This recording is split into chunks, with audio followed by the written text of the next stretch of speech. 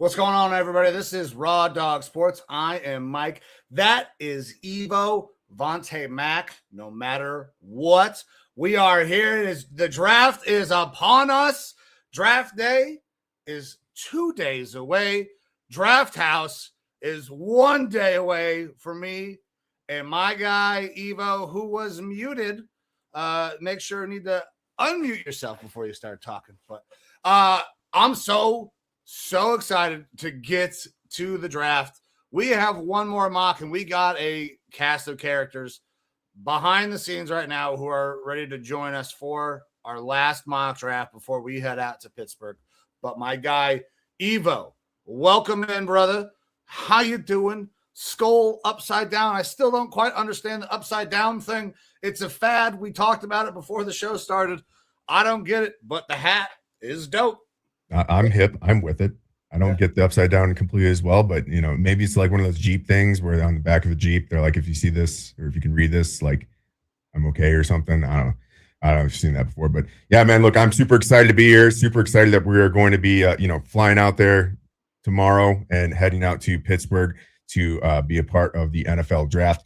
Hopefully none of my flights get canceled. Correct. This go around. And hopefully the White doesn't have some sort of a surgery like with the combine where I'm not going to be able to make it because I've been missing out on all the fun. No longer, though, I'm going to be out there for the draft. Super excited to be at Draft House and super excited to be going over this mock draft because this is one of the things that we do every year. We do this big group mock draft right before the actual thing. It's always a fun time. It's good to get different perspectives outside of just our little echo chamber where we view certain prospects certain ways.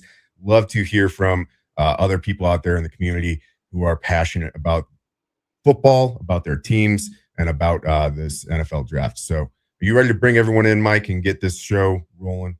Yeah, absolutely, man. Let's go ahead and bring in our guest for this year's group mock draft. We've got Armchair from Great North Sports, El Capitano, creator of the OTC. We got Mo, one of the guys from the OTC, and Terrence Sr., also an OTC guy joining us today. First time that Terrence has been on with us. Mo and Jay have been on before, and David has also been on once before or just recently. But guys, introduce yourselves. We will go ahead and start top left and work, as you would read a book. So Dave, go ahead and take it away, brother. My name's Dave. I'm also known as Armchair, also known as the Canadian Fantasy Man. I do primarily football, baseball, and hockey content on Great North Sports. Was super pumped to meet Mike at the Combine this year. I'm glad I'm going to get to see Evo this time around at the draft. I am currently at Draft House. I am in Pittsburgh right now, so we are ready to roll. Super pumped to be here. Dave, thank you for being here. Jay, go ahead, bro. Hey, yo, what's up, man? It's your boy, El Capitan, J.O., creator of OTC, man. Super excited to be here. I think this is my third year in a row. So I appreciate you guys showing love to the OTC and all of our guys. I got a chance to actually meet Mike in person this past year at the home opener. So super excited to be here, man. I appreciate y'all. Thank you, Jay. Mo, go ahead, man. Yes, sir. Mo Kiper Jr. is in the building. You know what's going on, but OTC member, we got our OTC brethren in the building. We rock out on Twitter, so we about to get this crack here. Absolutely. Mo, can you do me a favor? Is it possible to tip your camera down just a little bit? Just a little bit. There you go, right there. Perfect. Yeah. And Terrence, go ahead, man. Welcome to the show, by the way. First time on. Oh yeah, man. I'm very happy to be here. This is my first mock draft. So I'm very excited. Shout out to everybody, man. Shout out to y'all for having me. Shout out for Jo, Mo, my guys. I'm gonna be sure to follow the rest of you guys on Twitter. So yeah, I'm happy to be here, man. I'm ready to go. Absolutely. Hey, Terrence, Yeah. I want to say real quick, your son, I was told, just got an opportunity. He's going to UT, right? Going to Toledo. Yes, he's going to Toledo. He's leaving in probably about a month or so. About a month and a half maybe. But yeah, we was just at the spring game Saturday, and I'm ready. He's ready. He's a little nervous, but hey, we've been doing this since he was 8 years old. Like riding a bike, just the next level. You gotta take your lumps, and learn the game on a higher level. But he'll be ready for it. Well, congratulations to you and to him on that next level, and we're Appreciate excited to see. Hopefully, we'll be talking about him in 3 years about where we're drafting him. Yes, sir. Yes, sir. Yes, Let's sir. go. All right, guys. So Go. let's go ahead. We actually got a couple people already hopping in here in the comments. Hello, everybody. Derpy, thank you for being in here. I've seen you dropping a ton of comments already. And Marshawn hopping in. We're not taking a kick. Get the fuck out of here already. We're doing. All right. Well, that's thankfully I'm not drafting for the Packers this year because they don't have first round picks, so I don't have to worry about looking at who the top punters are in the draft. Oh, guys. All right. So what we're going to do a predictive style mock. I understand if you want to take something that, I feel like they really should go this route. Maybe they will switch it up. I understand that, but we are not doing trades in this mock either, and we will be using PFF as our mock draft simulator. It is the one I just finished using to do 32 mocks, one for each team. By the way, you can check those out on the YouTube page. It is the most up-to-date that I have seen. They do have all the updates with the Bengals traded and the Giants, so everything should be up-to-date. But with that, Evo, are we ready to get this thing kind of underway, my man? Yeah, absolutely. Let's do it. We'll pull up the PFF mock draft simulator here. Mike has a list of how we're going to be drafting, who's picking for each team. And so with that, I believe I'm on the clock first. Let's go. That is correct, Evo. You are the first person on the clock. Yeah, I wonder where I'm going here, fellas. Look, they did bring in Kirk Cousins. I think Kirk Cousins is going to start the year as the starter there, but he's coming on as a bridge. That was kind of something that we talked about on our show quite a bit. I think that he would be the perfect bridge for Fernando Mendoza, who is basically Kirk Cousins 2.0, someone who can be a pretty solid quarterback in this league, with the Raiders not having anyone there otherwise to kind of helm that room long term. Mendoza makes the most sense. So we'll be going Fernando Mendoza, the easiest pick here in the draft, and then everything gets a little bit crazy from there. Yeah, Fernando Mendoza is the most logical thing that is going to happen here. I don't know that we're going to see any kind of crazy draft day trades where, oh my God, somebody's getting Bo Callahan, but they're not getting Bo Callahan. I mean, they're taking Fernando Mendoza. Dave, let's go ahead and let's get you hopping in here. Thoughts on Fernando Mendoza? I know we have talked about him pretty extensively while we were at the Combine. Where are you at on Fernando? Are you starting to raise your thoughts on him maybe a little bit, or are you still No? Yeah. No, I'm not raising my thoughts. He will be the 15th best quarterback in the league. They brought Kirk Cousins in. That's great because that's his comp. Ooh. Are you getting Washington Kirk Cousins, or are you getting last of Atlanta Falcons Kirk Cousins? Are you getting Vikings Kirk Cousins? Are we getting you like that Kirk Cousins? Which one are we getting? Because Fernando Mendoza is going to come in and he's going to be okay. He is going to be just fine. Is he going to be great? No, get that out of your head right now. He's not going to light up the world. He's not going to set the world on fire here. He's going to come in and he'll be fine. He'll give you once he starts, I'm thinking like 15 and 15. Like 15 touchdowns, 15 picks. Like we're talking mediocrity at its best. Jameis Winston without the cannon. You know what I mean? Like Ooh. Jameis could. The difference is Jameis could make it fun. I don't think Mendoza's going to make it fun. Mm. He will be fine though. If they build a good defense around him, if they get a good run game, he's going to win you some games. But All right, he's not Joe Burrow. He's not Joe Burrow. Okay, so I kind of knew that was going to be the take here. So, and I saw some facial responses that I need to get. Mo, where are you at on Fernando Mendoza? Because you were like, man, he's tearing him apart. Do you believe? I mean, I'm not going to say I don't agree, but I'm going to say that I don't agree at the same time. Okay. Listen, it's okay to disagree. Absolutely. It's just me personally, I was hard on him like Armchair, but I think he got more game than like people give him credit for. But when you go into the Raiders, that you got Brock Bowers, Genty, you need help on the O-line.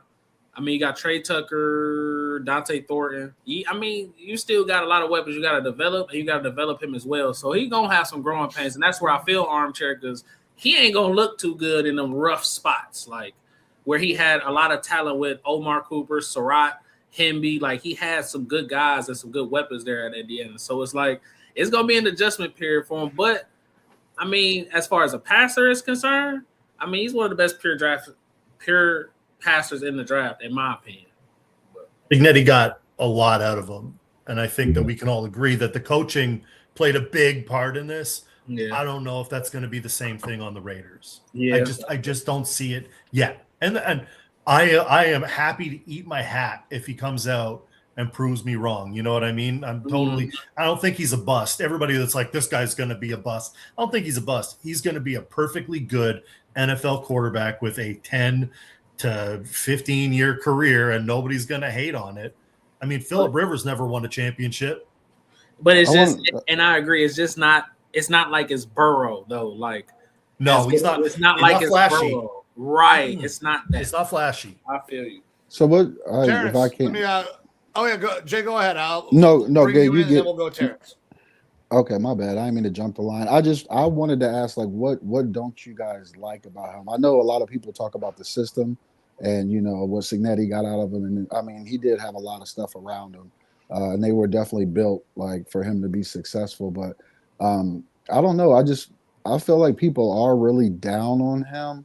And at first, I wasn't kind of somebody that was turning the corner on him, but that run that he had in the playoffs and how he performed against us in the Big Ten championship game, I think he showed a lot of grit and toughness that people necessarily, in my opinion, that don't watch Indiana football didn't know he had. And I think he's got something in there that people don't give him credit for because of his personality. I think if his personality was different, I think he would be looked at differently. But I'm just curious to know what you guys don't like about his game. I think that he's great between the ears, but he doesn't have anything that's overtly special like most of those top quarterbacks that you see in the league. And most of the guys that you like to get excited about as number one overall picks at quarterback. I mean, Cam Ward has some extreme athletic traits that, he still has to develop in a lot of different ways, but we were able to kind of get excited about him. Not for what it's worth. I think Mendoza is going to possibly have a better career than Cam Ward, but it's easier to get excited about those guys. And part of it is the personality, because it's tough to get excited because he doesn't have any super exciting traits really about him. He's good between the ears, but I'm going to say something that I'm probably going to get killed for because this is recorded, but I've said it before in our spaces. Shout out OTC spaces. I called him Andrew Luck. Ooh, shit. Wow. Yikes. Wow. Okay. Okay. So we're just going to. Whoa. We all know. You know what, though? I don't hate that. I know. I don't hate that. Like, the difference, I think, is that Andrew Luck had some more. Yeah. You don't want to hear my comp, Dan. I look at him and I go, he certainly won in the big game. Like, it's not like he came up, he played when he needed to play, when he needed a win, when he needed a run, when he needed to complete a pass. He did all of that. How much of that was coaching, how much of that was system, how much of that was players around, like how much of that was the elite guys that are around. We'll say, I'm using elite lightly here. Like, it's not like these guys are all world beaters, but he had a great, let's call it a great cast, a great coach. So he didn't have to be great. I mean, I look at, so I'm a Patriots fan. Everybody can boo. Yeah. Okay. We got that out of our system. Mac Jones, elite passer, accurate as all heck, didn't miss guys, not super athletic, not really flashy. In a great system, he was rookie of the year. And then in a normal system, he was cheeks. And then he goes to San Francisco. I just want to point out, he looked pretty good again. And I would say that's a pretty great system that he's in. When the system is good, quarterbacks don't need to be great or elite. They just need to be good. You just need to, don't kill me. Just don't turn the ball over, right? Just do the right things. Mendoza's going to do that all day long. I want to add something to this, and then I'll let everybody talk because I want to move on. I know we're going to get stranded talking about a lot of shit, but it's 8 minutes per picks, John. I got two. I'm not even a big proponent of Mendoza, honestly, but when I watch ball, when he got smoked against Ohio State, I'm talking about absolutely smoked, and came back and performed in that game. Mac Jones would be crying on the field. We've seen that, right? 100%. The next one, that run against Miami, that was different. So it's a couple of instances where I felt like the big throw that he had against Penn State, I mean, he got a lot of help from the receiver, obviously, but in big situations, I haven't seen him melt. And I think his physicality is something that isn't talked about enough. And I just think he knows how to play the position. So I'm not like crazy in love with Mendoza. I don't want this to come off like that, but I do think he gets overlooked because of his personality. Because when you kind of dig in his DNA, he's a tough motherfucker. He's just a nerd. Yeah, he is a mega nerd, and I think that's probably one of the things that kind of drags him down a little bit. But Terrence, you had a comp for him. I want to hear that before we got to move on to this next pick. Mendoza showed me a lot in that championship game, but watching him, he reminds me of Carson Wentz, bro. That's my comp for him. Really? I also don't hate that. Yeah, game manager. If you put him with the right skill positions around him, with a nice offense that fits him. Remember, Carson Wentz had a season where he could have been MVP if he wouldn't have got hurt, and he was leading his team to the Super Bowl. But it's up and down. You never know. So yeah, Carson. He reminds me of Carson Wentz.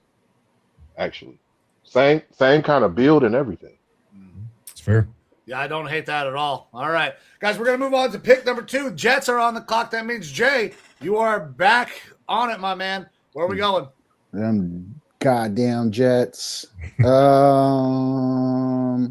am going to get this thing rolling pretty quick. And honestly, I hate to do this because I don't know, I'm going to sound crazy. I'm not high on Bailey, and I'm a Buckeye through and through. And I feel like this is kind of high for this kid too, but I am a Buckeye. So I'm going Arvell Reese. I'm going Arvell Reese from Ohio State. The kid's just a physical freak. I think we've seen that at the combine. Him and Styles tore it up. Just from watching this kid, I think, to me personally, I'm a Buckeye fan, so I watch a lot of Buckeye games. There are a lot of games that I feel like he disappears in. That's the reason why I don't feel like a number 2 selection for him. I feel like it's kind of high, but I know they need to go edge. I'm not really a fan of Bailey. I feel like he's a one-trick pony right now. He doesn't really defend the run well. I don't know. I'm not really high on either of those guys, but if I got to go edge, and they definitely need an edge, I'm going to go with my Buckeye, Arvell Reese. I listen, I don't hate this pick at all. I mean, Arvell Reese is a guy that can be very multiple. The Jets need a lot of help on the defensive side. If you like Arvell Reese as a strictly edge, it works here too. I personally am more of a David Bailey guy in this spot, but I don't hate Arvell Reese going here at all. Terrence, go ahead. What do you think about Arvell Reese going here? That's who I have going to him when I did my my first full first round mock. I've always had Arvell Reese going to the Jets. I mean, I'm not a big David Bailey guy. He's a hell of a pass rusher, but I think Arvell's just a better overall edge that sets the edge and plays the run very tough. He doesn't have the pass rush bag of a David Bailey, but that's something that he can acquire. He can still get to the quarterback. He just doesn't have what David Bailey has as far as just a pure pass rusher. But overall, I just think he's the better fit for the Jets. Evo, hop in here, brother. Yeah, so I've actually been on our show saying that I'm a little bit more down, I think, than consensus on Arvell Reese. Not that I don't think that he's great. It's because of the projection to me as far as his edge rush capability. We saw Abdul Carter go really high last year based off of projection, but we saw more from Abdul Carter in college. I think Arvell Reese will be a fantastic off-ball linebacker who has potential to be a really good edge capability type of guy, whereas David Bailey, you know what you're getting out of that edge rush. It is pretty damn elite. He's not as great against the run, but his floor as an edge rusher is higher. That has more, purpose right now in the game with how big edge rushing is. And so that I lean more towards Bailey because of that. Then again, we talked a little bit prior to the show about, the Jets just canceled their meeting with Bailey. And is that some sort of a projection or not? I'm not sold that it is. I think that his floor as an edge rusher is a lot higher than Reese's. And so that's why I like that a little bit better. Arvell Reese, though, I mean, it makes a lot of sense if Aaron Glenn is going to try to run multiple different fronts and things like that. Arvell can be off the ball, and then he can be on the ball if necessary as an edge rusher if you're able to develop him correctly. I just think that there's a little bit too much projection there for me to feel super confident about it at pick number 2. Armchair, hop in here. I think that this is probably it's the back and forth that's happened. Originally, the most mocks had Arvell Reese going to the Jets, and then just around combine time, there was a lot of rumblings about maybe the Jets looking at Bailey, and the pendulum has swung back, and I think that they're back on the Arvell Reese side of things. I like the pick. They need they just need a ton of help. It does, you're not going to go wrong here, I don't think. You need help all over. Pick a good player. Stop being bad. I mean, I don't know if there's much else to say besides that. Mo, we'll finish this off right here, but we'll slide on to the next pick. I'm a little bit higher on Bailey. I mean, I do think I agree with Evo. I think his floor raises because of how good a pass rusher is. And right now, edge rushers need to get to the quarterback. You feel me? So, but I think Arvell Reese's floor is also high as well. And that's kind of what makes it difficult for them because Arvell Reese really sets the edge and has the athleticism to gain the pass rusher bag. And if he does that, he's a monster. He is a monster like that. I don't think they're really, because even coming downhill, I feel like if you have another good linebacker that's better in coverage and you have him coming downhill as an off ball, as an outside, he'll be a monster there as well. Because it's I've even seen plays where David Bailey shied away from a puller, but Arvell Reese is taking it on and setting the edge for the linebacker or safety to flow through to get that tackle or, to stop him at the line of scrimmage. So it's really a give or take. Do you want to get to the quarterback? Because they also have another edge and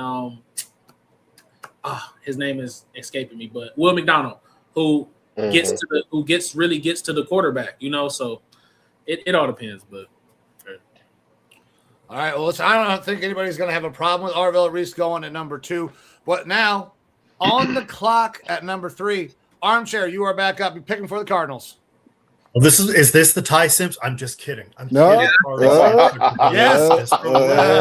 Let's all relax. The Cardinals need so much help. And I know that everybody's they could pick any number of people here.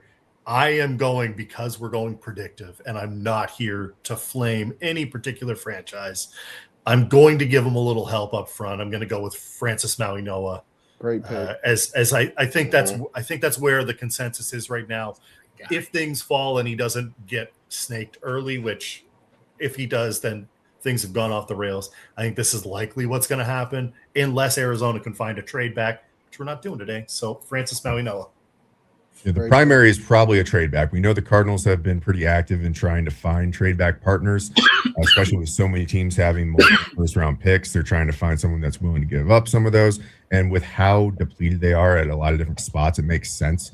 They're not going to get their quarterback this year. They already have a quarterback controversy kind of starting because Jacoby Brissett's not going to off-season workouts right now because he wants starter money because he's in there as their starter. It's an interesting situation. I like this Mauigoa pick because you got to set a foundation. When you're rebuilding the team, you set a foundation, and that's done through the trenches. Mauigoa, arguably the best lineman with some versatility to play both tackle or guard in the NFL. Put your best 5 out there on offensive line, so that way when you do go out and get a quarterback next year or in the second round or a trade up in the first round for a Ty Simpson, you have someone in front of them that can help block. I like this pick because of that. Yeah, and listen, you brought up the position flexibility as well, Evo. The fact that he talked about it at the combine at his media availability, like he had already asked for some reps to get time at guard. So if he gets moved there, he's okay with it and he wants to be comfortable with it. So I love this pick. Up front, they need a ton of help. Mo, hop in here, man. I've been talking about Francis since last year when I was watching Cam Ward's tape. I was saying that he was going to be I see some Penei Sewell in him as far as an anchoring and power standpoint, but his agility also is a concern. He's not as agile on his feet as you would want some tackles to be. But I'm not going to lie. As far as a pass protector, speed rushers can get the best of him with the bend because of his agility. But when it comes to someone trying to bull rush him, it is ugly. So, I mean, I ain't gonna lie. Even if he doesn't work at tackle, I think he'll be a fantastic guard just because of how physical he is. He's a mauler in the run game. Like, if he gets in front of a good running back, like, I don't even want to even say it, but someone like a Jahmyr Gibbs or a Bijan, it would be ugly. That's the thing. I don't think he's a mauler. He's a cloud. Like, if you get close to him, he sucks you in. Like, if you get in his space, anyone rushing into him, he sucks them in, and that rep is over. You don't see him going out there and completely mauling people, but he is fantastic at taking people out of the equation. Yeah, I have seen that, and then I've seen some times where he had that physical mauler nature. But I do agree with that. Like, and he's just a big guy, so like, there's not really gonna be more guys that could just take him off that anchor, and it's gonna be tough for people that don't have that power to speed or speed to power and doesn't have the bag. It's gonna be tough to try to get around him. Like, it's gonna be hard. And then you got Paris Johnson on the other side, who I think at this point they're gonna probably trust him to be on the island a lot more at this point. So, Jay, go ahead, hop in here, man. I think everybody pretty much hit the nail right on the head. I think he's the best tackle in this draft. It just sucks that he's a right tackle. I would love to be able to add him. I don't know. The only thing that concerns me is the reports coming out about his back. I know they said he may have had like a disc or some kind of herniated disc. Well, I think it was degenerative disc. They said if he has to have surgery, he could be out for like 3 months. But to me, he's the best tackle in the draft, head and shoulders. It just sucks that he's a right tackle. But the cloud thing, I didn't think about that, but I completely agree. Once he gets his hands on you, it's over pretty much. But yeah, I like everything that I see in his tape. I was really hoping that we would have a chance to get our hands on him, even though I know we need a left tackle. But yeah, nothing but good stuff to say about the kid out of Miami. And Terrence, go ahead, man. Let's finish it off. Hey, man, I echo the sentiments of Mo and Jay. Like, this is the guy I have going to Arizona the whole time. They really need O-line help. I can see him playing right tackle or right guard wherever they see fit. They may try to grab a right tackle later on in the draft to pair with him on that right side with Paris on the left. You never know, but I think this is the best fit for him right now. Like I've always said he's going to Arizona. All right. Well, let's keep it right here with you, Terrence, because you are back on the clock with the Titans at pick 4. This is an easy one for me, fellas. Jeremiyah Love to the Titans. Jeremiyah Love to the Titans. Give Cam Ward a run game. You pair him with Tony Pollard right now, and you get going. Like that offense needs a spark. As you and we saw it when they played the Browns. When their run game is running, they're a very good offensive team. I know they need a lot of defensive help, but offensively, a running game to pair with Cam, I don't think they're going to spend a lot of draft capital on receivers this year because they did last year already, as well as tight end. So I think a running back with that young offense with Cam Ward, those young receivers, and tight end, I think that's the perfect fit. And I think Jeremiyah Love's going to be a star. I agree. I absolutely agree. Evo, go ahead, brother. I hate it because I love Jeremiyah Love so much, and I get why like a team would want to have him on there. I'm a big proponent of don't take the running backs when you have so many other holes. Yes. And I get why they would want to do that, because you do want to put weapons around your set piece, which is Cam Ward right now. And I would just hate to see what happened last year with Genty, with that Raiders team where he just kind of was lost for a year. Not that great. I'd hate to see that happen to Jeremiyah Love. And I do think that this is very possible that this happens. I don't know that it's great process for the Titans, though. And also, I'll say this. If Jeremiyah Love goes to the Titans here at pick 4, I know you brought up Tony Pollard being there. They also have Tajay Spears. I think Pollard gets traded for, possibly a early day 3 pick in this draft, because this isn't a great running back draft. There are teams out there that still want some running back help. Pollard has shown to be an adequate running back in the league. They can move Pollard off. They'll have their backup in a Tajay Spears. And Jeremiyah Love, you want him to be the focal point. There's the reason why Jadarian Price, there's so much questions about Jadarian Price in this draft. Is he really good or not, just because he was sitting behind Jeremiyah Love? I like Jadarian Price a lot as well. I think that you would have that situation with having Tony Pollard there. You're not going to get the usage out of both those guys. You might as well ship one of them off for some extra talent. So I don't hate this because Jeremiyah Love, in my opinion, is one of the top 2 players in this draft. Now, I agree that running back here, the positional value, we always talk about it. It's not nearly as good on the running back. Safety, that's why, you get guys like Caleb Downs falling farther down the draft, even though he's probably one of the 2 best players in this fucking draft as well. Him and Jeremiyah Love would probably be the top 2 talents. But, like, when you think about building, sure, I understand building in other areas, but this isn't that deep of a draft. There's not a ton of blue chip guys. This meets a need, and they can get a blue chip guy, so I don't hate this. Armchair, what do you got? I love the player. I'm curious if they were to go Sonny Styles here, what that does to the draft. I think they have a lot of needs too. I mean, they're building with a young quarterback, so I don't hate this because I agree from a talent perspective. Absolute dog. Like that's the problem that I have with it, is because he is blue chip. It's like, how do you leave a blue chip player? Well, you can't. There? That's the problem. That's why I don't blame the Titans for doing it, but it would take a lot of balls to let him go. I just feel like. Listen, we did the same thing with Jahmyr Gibbs a couple of years ago. We mocked him on this show, on this fucking mock, and we're like, oh my God, I can't believe he was going in the first round. And guess what? He went in the first round, and it was absolutely worth the fucking pick. And I mean, is there another comp that we have that's better to Jeremiyah Love than maybe a Gibbs right now? No. Maybe a more modern day Reggie Bush, because that's what he looks like. Yeah. He's a weapon. Boy out there, he's a weapon, man. He's not just a running back. He's a weapon. Yeah. If I had to chime in on this conversation, we had Will Pauling in our space. I think it was last week, last week, Sunday. It was Sunday. My days and nights is totally cooked. But Will Pauling had a lot to say about Jeremiyah Love when asked about him. He basically said essentially he was working with the receivers in spring ball. And he wasn't even working with the running backs. That kind of speaks to his diversity. He said he's never seen a player like that. And that's his teammate at Notre Dame. So I don't know. I can't say enough about him. I think when we were having discussions before we started, there's 2 blue chip guys in this draft. And he absolutely is one of them. So I don't know. I think that's a great pick. All right, Mo. I know you. I still see you. Go ahead, man.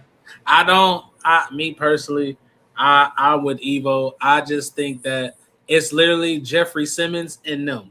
That's it. It's Jeffrey Simmons and friends, and that's it. He needs help. He is an animal up front, and I think they need. Now they did sign a bunch of corners, and I think they cut Snead, if I'm not mistaken. So secondary He is traded for Jermaine Johnson. They did. Yes, they did. Yes, they did. But then they traded to Vondre Sweat. So you traded beef up front for an edge rusher. You know what I'm saying? So and Jermaine Johnson can get to the quarterback. Me personally, I would have maybe had David Bailey there. He's a good pass rusher, and he may not even be needed to stop the run in that system because do they have Harold Landry still? I'm not sure. Ooh. I think they have Harold Landry, so you can use him in sets and still get pressure, especially if Harold's still there. And I just think they need a lot more on defense. You stacked your offense last year. You got Cam Ward. Don't get me wrong. I think he need a run game, but Patriots. also Landry's with the Patriots. Oh, he's on the Patriots. Yeah, right. You're right.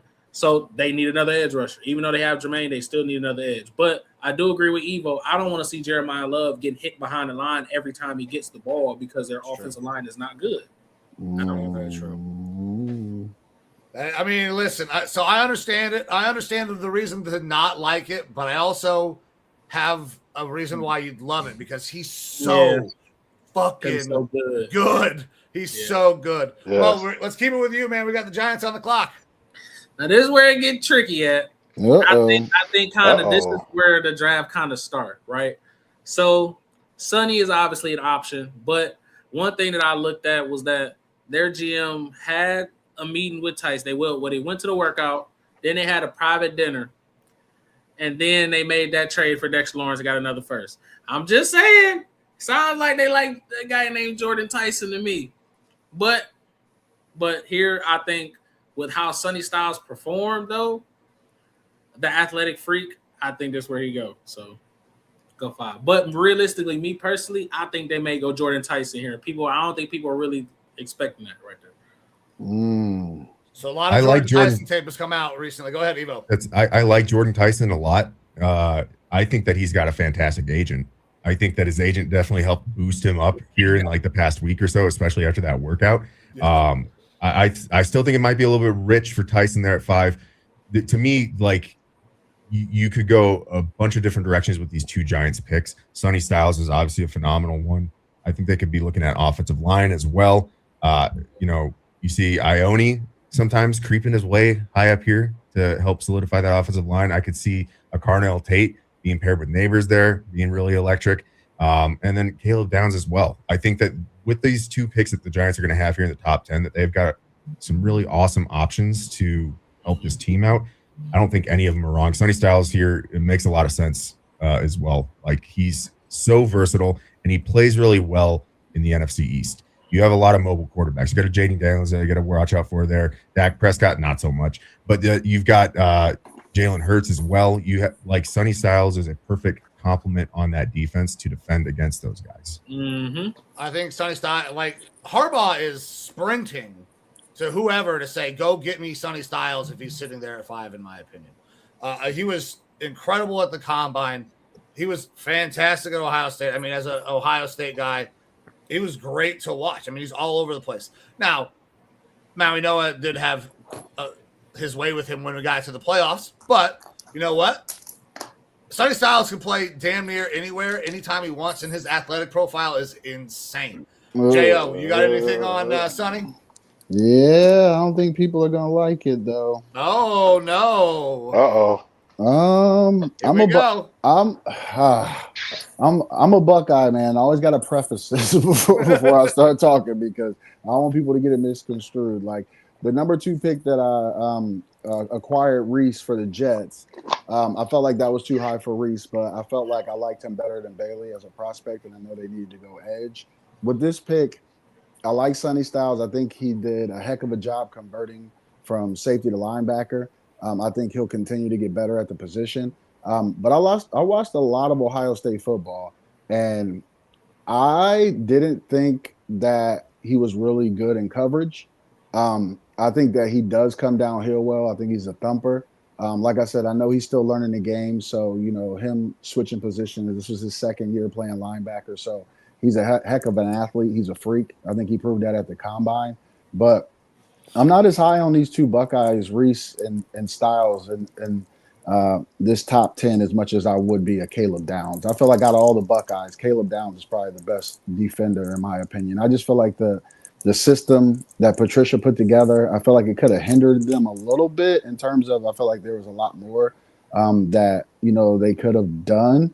But yeah, I think Sonny he can grow, so I understand it, but I think it's kind of rich. Okay, Terrence, where you at on Sonny Styles? I really kind of like this. I like him going to the Giants. I also feel that Caleb Downs can be the pick right there too. I think with them getting the 10th pick from Cincinnati, they could go defense and then go receiver at 10. So I really think it's either Sonny Styles or Caleb Downs going to the Giants. But as you said earlier, he really would fit the NFC East very well with the mobile quarterbacks that they have in Hurts and Daniels. Because that's what he did very well at Ohio State was spy quarterbacks. Absolutely. Armchair, what do you got, man? In my super spicy draft, my mock before we got any of the free agent signings, I thought this was an ideal spot for Kenyon Sadiq, but you already got that guy now. You went out and you got a mobile tight end who was not. I mean, I like Sadiq better, but Harbaugh went and got the guy that he already benched, and that's up to him to figure out what he's going to do with them. So I get it. I think I'm on the Downs train here. I think that Downs is probably the right play at 5. I don't hate Sonny Styles here either. I just think that you get a little more value. You go Downs, maybe you go Tyson at 10. Now that you've made the picks, some of the moves are coming into clearer view now that we've had a little bit of time and some transactions have happened. So I think that it might be Downs. So I think Downs could be in play, but I got to tell you, man, Sonny Styles, if Harbaugh has his way about it, he could do a lot of different things with a Sonny Styles. Like, I know obviously Harbaugh is a special teams coach, but like when every defense that he's ever had has had like this weird Swiss Army knife guy, I feel like, and Sonny Styles could perfectly be that guy. So I love Caleb Downs. I think I love Caleb Downs more than I like Sonny Styles, but I don't hate the pick of Sonny Styles here. Plus, it keeps what I wanted to happen at 6 about to happen. So the Browns are on the fucking clock. Let's go. And listen, last year, if you didn't check this out, I sat here and I spoke for fucking 10 minutes probably saying why we should take Shedeur Sanders at 2. It didn't fucking happen, but I did get Shedeur Sanders later on. Now what you need to do is maybe find a guy that could help out a young quarterback. Or if, I know there's some Deshaun fans here, but God forbid Deshaun Watson has to start for the fucking Browns again. He'll have a guy who can go up and actually win a jump ball for once instead of having to throw it to guys that are 5'11". Monroe Freeling, baby. No, we are not throwing it to a 6'6" tackle. We are throwing it to Carnell Tate all the fucking time. OH. IO. It was just fate. He drafted Carnell Tate, man. I'm just saying. Yes, sir. He Don't is hate. on the clock, and they do not take him. You guys tell me. I'm only one Browns fan, but we're gonna be fucking pissed, right? If Carnell Tate's sitting right there and we don't take him. I got a theory, but a lot of people don't like it. All right. Well, let's start hearing some theories. Terrence, go ahead and tell me what you got, man. So, I love Carnell Tate. I would love to have Carnell Tate, but this tackle class is very weak. If we're gonna keep it all the way funky, give me Monroe Freeling at 6. Oh, fuck that! I need my left tackle. there's a lot of receivers in this draft that I like. Even the Carnell's my favorite. Mhm. There's a lot of receivers in this draft I like. There's many combinations that can be had after you pick your left tackle at 6. I'm not mad with Carnell at 6. I just need a plan. Who's that tackle at 24? I need that guy. We do not have him on this roster. Are we happy with going into the season with DeJuan Jones playing a position at left tackle he does not want to play? I'm not. I know that Andrew Berry thinks that he's going to factor into the equation. I asked him at the combine. That's what he told me. I don't know. I don't know if that's the plan. Listen, I don't dislike Freeling. I dislike Freeling at 6. Don't even speculate there. I can respect that. I can respect that. So it's not that I don't like the player, but at 6, like I feel like Carnell Tate is a guy that we absolutely need and helps the team immediately. Whereas if we get Freeling, if we play him right away anyways, is he really going to be ready for that? I don't know. I have very serious doubts that he's a day one starter if you draft him and expect him to start immediately. I just don't know if he's going to be that guy. But you feel better if you get Freeling at 24. If somehow he makes it down there, you feel good about him starting right away? No, I still don't necessarily feel good about him starting right away. The value proposition is better. The value proposition is way better. Yeah, that's true, but I don't think he's going to be there at all. I don't think so either. All right, Mo, tell me what you got. Me personally, I'm with T. I've talked to people about this. Carnell Tate is good, but I always say that Carnell Tate isn't Jamar Chase neither. So, like, it's a give or take. But people have doubted OSU receivers in the past, i.e. JSN to play on the outside and consistently win, i.e. Emeka Buka to be able to produce because he was behind people, i.e. Chris Olave because he was behind Garrett Wilson. So, like, people keep doubting them and they keep popping out and keep being them boys in the league. So, at the same time, I won't be mad at it. But, again, I'm with T. If either way it go, even if we get Monroe Freeland at 6, I need a plan at 24 for a wide receiver, unless they may go get you know who, but we ain't gonna talk about that right now. I need a plan, period, point blank. Like I do like some other receivers in this draft, but if we get Tate at 6, I ain't gonna lie, hey man, what number jersey he wearing? The may gotta get it. 17. They gotta it's get open. It. I think is open. I think I feel better about the tackles available at 24 than I would about the wide receivers available at 24, because I think that you're looking at Boston, who I like, but not as much as a Tate or a Makai Lemon or even a Tyson. I don't know that those guys are going to be available at 24, whereas there's a chance Monroe Freeling falls that far. And if not, you could be looking at one of these other tackles, which, I don't feel as good about as a Monroe Freeling. And I'm starting to rise on Monroe Freeling. I just still think it's rich at 6. This would be, if the Browns are dead set on not taking Tate and looking for that left tackle, find a way to trade down a little bit for Bailey, who's falling, and or Downs. And you probably can still get a Monroe Freeling around pick 10, 11, 12, something like that. I'm fine with that. I think the trade down is very likely in this scenario, actually. I've been hearing a lot more about trade down. I think it's entirely possible. If it comes with a fucking first-round pick next year, love Carnell Tate, but sorry, go play somewhere else if it comes with a 2027 first-round pick. I know it's not going to happen. I don't think anybody's giving that up, but that'll be one of the wild things about this weekend is watching to see what 2027 picks go, if really any at all, because that class is seen as such a boon that people are going to be hoarding those picks as much as possible. That's the golden goose if people can get themselves 2027 picks, especially high ones. Yes. Armchair, hop in here on the Carnell Tate. I mean, I like the player. I don't love your quarterback, so like I don't know, and no, I'm not I don't hate. I was at his media availability, which was chaos when he did the combine. And I love the swag and the attitude. I love all of that. I don't see the mechanics there. So I don't know if you go Tate here. Everybody talks about trading back with who? Oh, who wants to move Dallas. up here? Who wants to? Not anymore, because Jeremiyah Love's gone, and that's the Jerry Jones thing to do.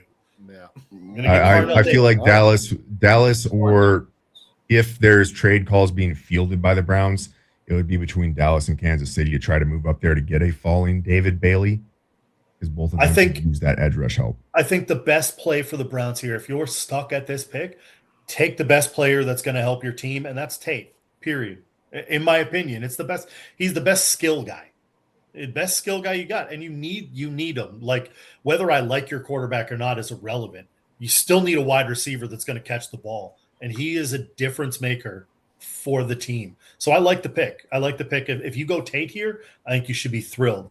I think you have other positions that are more burning, but you're not going to spend that on 6. You're not going to do that at 6. Not with this class.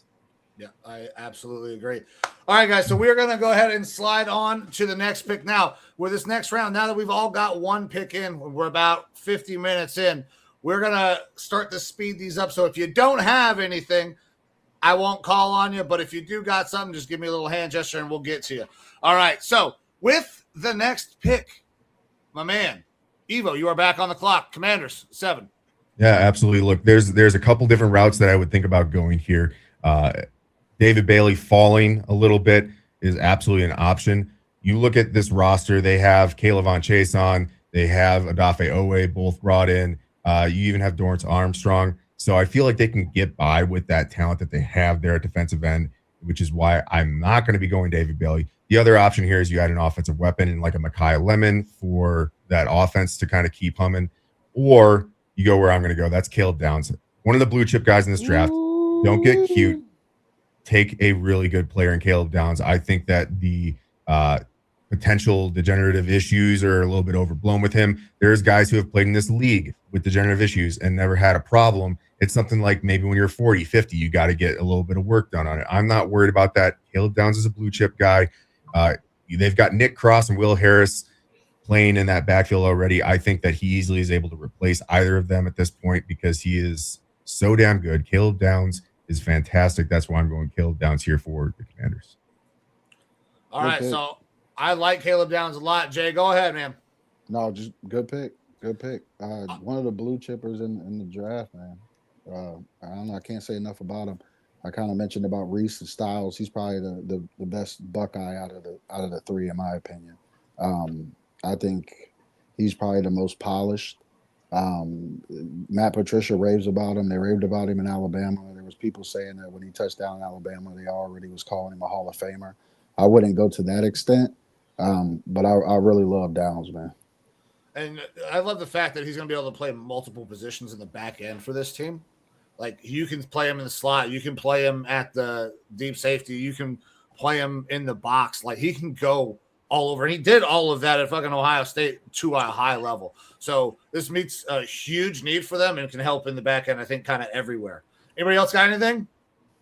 No, I like the pick. I like the pick as well. Moving on to the Saints. Oh, I forgot who it was. That's next. That is going to be Jay. You are back on the clock, my man. Nice. So this is an interesting pick right here for the Saints. I could go a couple of different places. I think they do need the edge help. It's between Bailey and Bain for me. I'm not really a big Bailey guy, but with that being said, I think his pass rush is phenomenal. I do know he knows how to get to the quarterback. I'm kind of iffy on, what he can do in the run, but I mean, when you select a guy where they're going to be picking him at, I think you want him to go get the quarterback. So I'm going to go with David Bailey right here. The slide of David Bailey finally stops. I think people have talked about, him possibly being the biggest pass rush bag in the entire draft. So watching him kind of fall down here is interesting. Mo, go ahead. I will say this: if Sonny Styles somehow falls, I could see the Saints getting Sonny Styles too. That would be a crowded backfield there. For the Saints. I mean, they still have Kamara. They obviously go out and bring in Etienne. Kamara, I think, immediately is a trade bait at that point as well. It doesn't hurt to have two good backs. Wait, hold on. I think we're talking about No, Sonny. Sonny Styles. Oh, Sonny Styles. Sorry, I thought you said Styles, I don't know. I'm an idiot. He's talking about Jeremiyah Love, but I was like, well, I don't think that's happening. But No. Just to kind of add a caveat, I know I did select Bailey, but he was one of my predictions that I feel like he'll have the biggest slide in this draft when we were doing our OTC spaces. So just a little caveat. All right. Looks like there's a little bit of slide happening there. 9 Chiefs are on the clock. Dave, you are back up. Chiefs just made a trade, and they need to replace that position. So I think that they're going to go ahead and replace with the best available corner, Mansoor Delane. Good pick. Yeah. Mansoor Delane if this is the way it falls, I think they have to go Mansoor Delane, especially with the new medical news coming out about Jeremiah McCoy. That's terrible. That's tough. Yeah, you can't project him. Honestly, he looked like the best corner when you go back and look at the tape, but then you get the injury, and now you get the reports that his plug may have to be redone, and it could be season-ending surgery. I have a plug in my arm. I had to get my biceps tendon detached from back here and plugged into my arm. Hopefully it doesn't go bad, but that is a thing, apparently. So I hope it all works out, but with that being the case, Mansoor Delane is the clear CB1 in this class. Mm-hmm. Unless you're a huge D'Angelo Pons guy and you're willing to overlook the size limitations. But I am a huge D'Angelo Pons guy, but I think that's kind of rich. Yeah, you can't take him here, Yeah. but Mansoor Delane is the right pick. I love D'Angelo Pons. We're probably not going to get to talk about him tonight, so I just wanted to shoehorn him in real quick. Absolutely. You never know. He could sneak If in. he was 3 inches taller, Woo. CB1. No doubt. yes. He's taller when he's laying on his back. Oh my God. That's The way that guy wild. plays, he's got some big balls. Let me tell you what. Yes, That sir. is wild. I love Pons, man. I'm glad you mentioned him. I love Pons. I think he's fantastic. All right. Yes. Terrence, you are on the clock here with the Giants at 10. I think this is an easy pick for the Giants. Jordyn Tyson. Absolutely. Pair him with Malik Neighbors. You give your young quarterback all the weapons you can. The offensive line is a little better than it was in recent years. They could use some offensive line help, but I think they're going for the splash in New York. You got to go for the splash.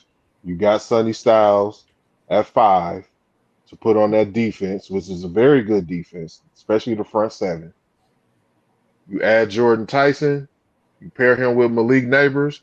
Hopefully the injury bugs don't fall. But Scary playing on that field. yeah, Ooh, but wee. I think this is the pick for them at 10. Listen, Jordyn Tyson has looked phenomenal at times. The injury history you have major questions on. But when he's on the field, looks like he's incredibly dynamic. Some of the comps are Jamar Chase style shit, because when the ball's in his hands, he just fucking moves different. And the clips that have recently come out, he was floating. It was insane. He looks fantastic right now. So I like the player. I just, is he going to stay healthy? That's my only concern really with Tyson. Yeah. Mm-hmm.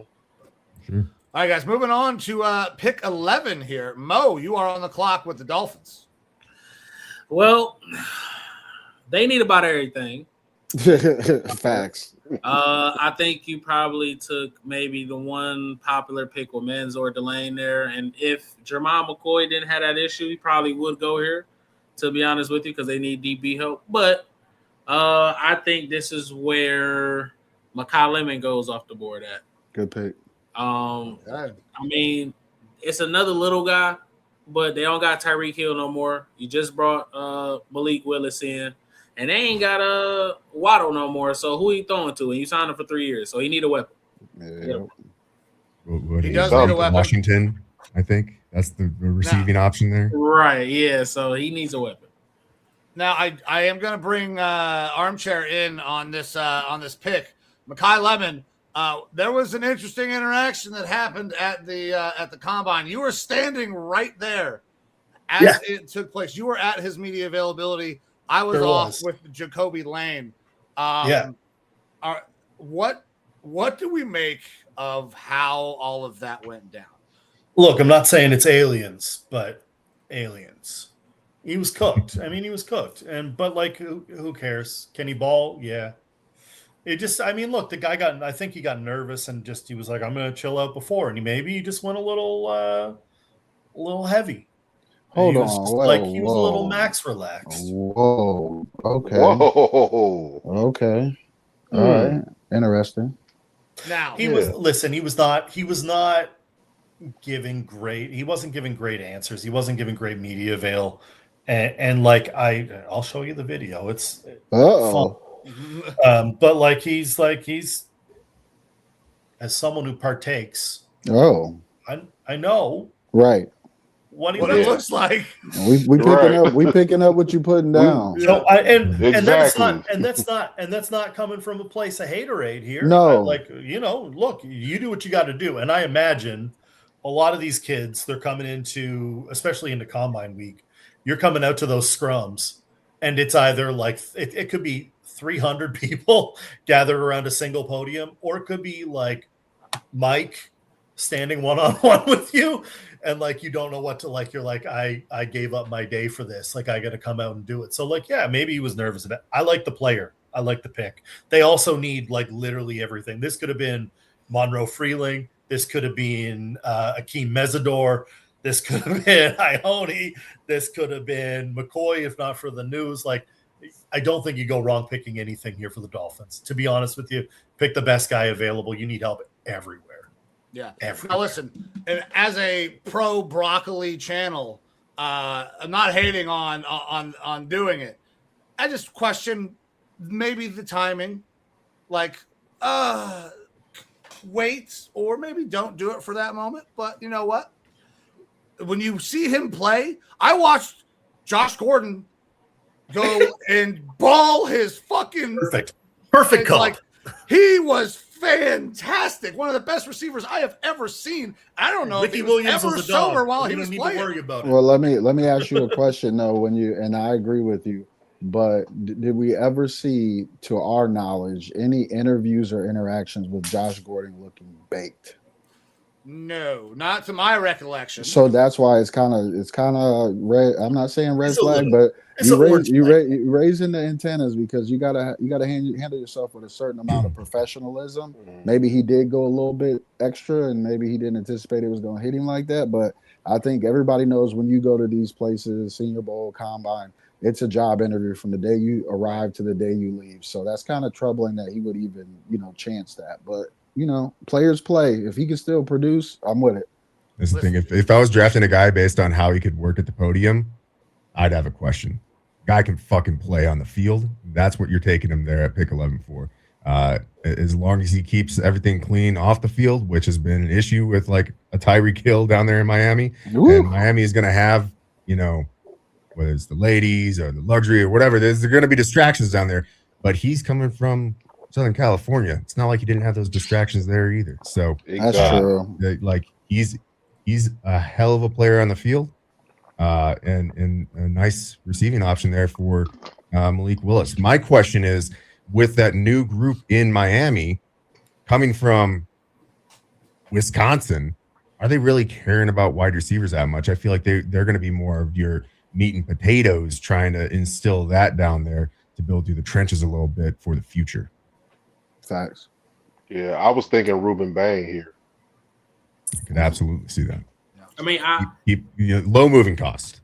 Yeah, I just think that you got rid of the weapons. So like, it's because I do agree you could go guard help, but there's also some other great guards in this draft. I feel like outside of Ioane, like I like the Texas A&M guard.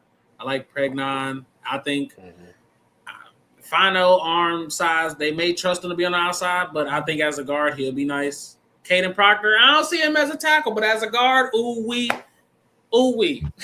So I think there's some other guard options out there where they could get of probably a higher floor, maybe higher ceiling talent at wide receiver, and then fill the trenches out with like how we were talking about before, some of those second base, some of them singles, some of them doubles. So. Yeah. All right. Well, moving on to pick 12, Cowboys are on the clock, and that is me. Rueben Bain is seeming very enticing right here because I feel like he's a guy that can maybe be moved around a little bit. The linebackers I don't love here. This would be another place Sonny goes. I'm just saying, if he were to fall, for sure. This is Jamal a tough. McCoy can't go here because of what just happened, because that seems like the most logical pick. And Evian Terrell, but that seems a little rich. It's my guy. I like Terrell a lot. I like Terrell as well. Yeah. Rueben Bain. It's tough. I'm going Rueben Bain, man. Listen, Good I know pick. Evo has been kind of getting a little bit in my ear about like, hey, I understand some of the things, some of the measurables are not great, but when you look at the tape, when you look at the production, and it's happened for multiple years, he's a really goddamn good football player. He's a guy that could end up maybe sliding inside on some downs. He can play on the outside as well, play it just as a true edge. So, yeah, I'm going Rueben Bain there at 12 for the Cowboys. That's going to be nasty. Is a Raku Don't lie, Bain. Mike. All right, now moving on to pick 13. Evo, you are on the clock for the Rams. Yeah, this is a tough one for me because the Rams, they don't care about the future right now. They are focused on the present. They want to win a Super Bowl this year. They're talking about possibly doing extensions for Stafford because they think that he can play longer. If one of those top receivers had fallen to this spot, I think that's kind of your slam dunk pick because they're talking about shopping, not Devontae Adams possibly. Even if they keep him, having multiple receiving options out there in addition to how they've been leaning into the tight ends makes a lot of sense here. But I don't see any of those guys who are like jump in and impact right now for them, which is the unfortunate part. I think that they would also be looking for a possible trade back partner here if this is how the board fell, because they don't have a ton of issues now on that defense. They've got good edge rushers. They've got good interior linemen. They just went out there and made those trades to get themselves a Trent McDuffie, signed Jalen Watson. So they feel like that defensive backfield is pretty good. The Eneman could be interesting here, but they do have Cam Curl and Cam Kitchens back there already.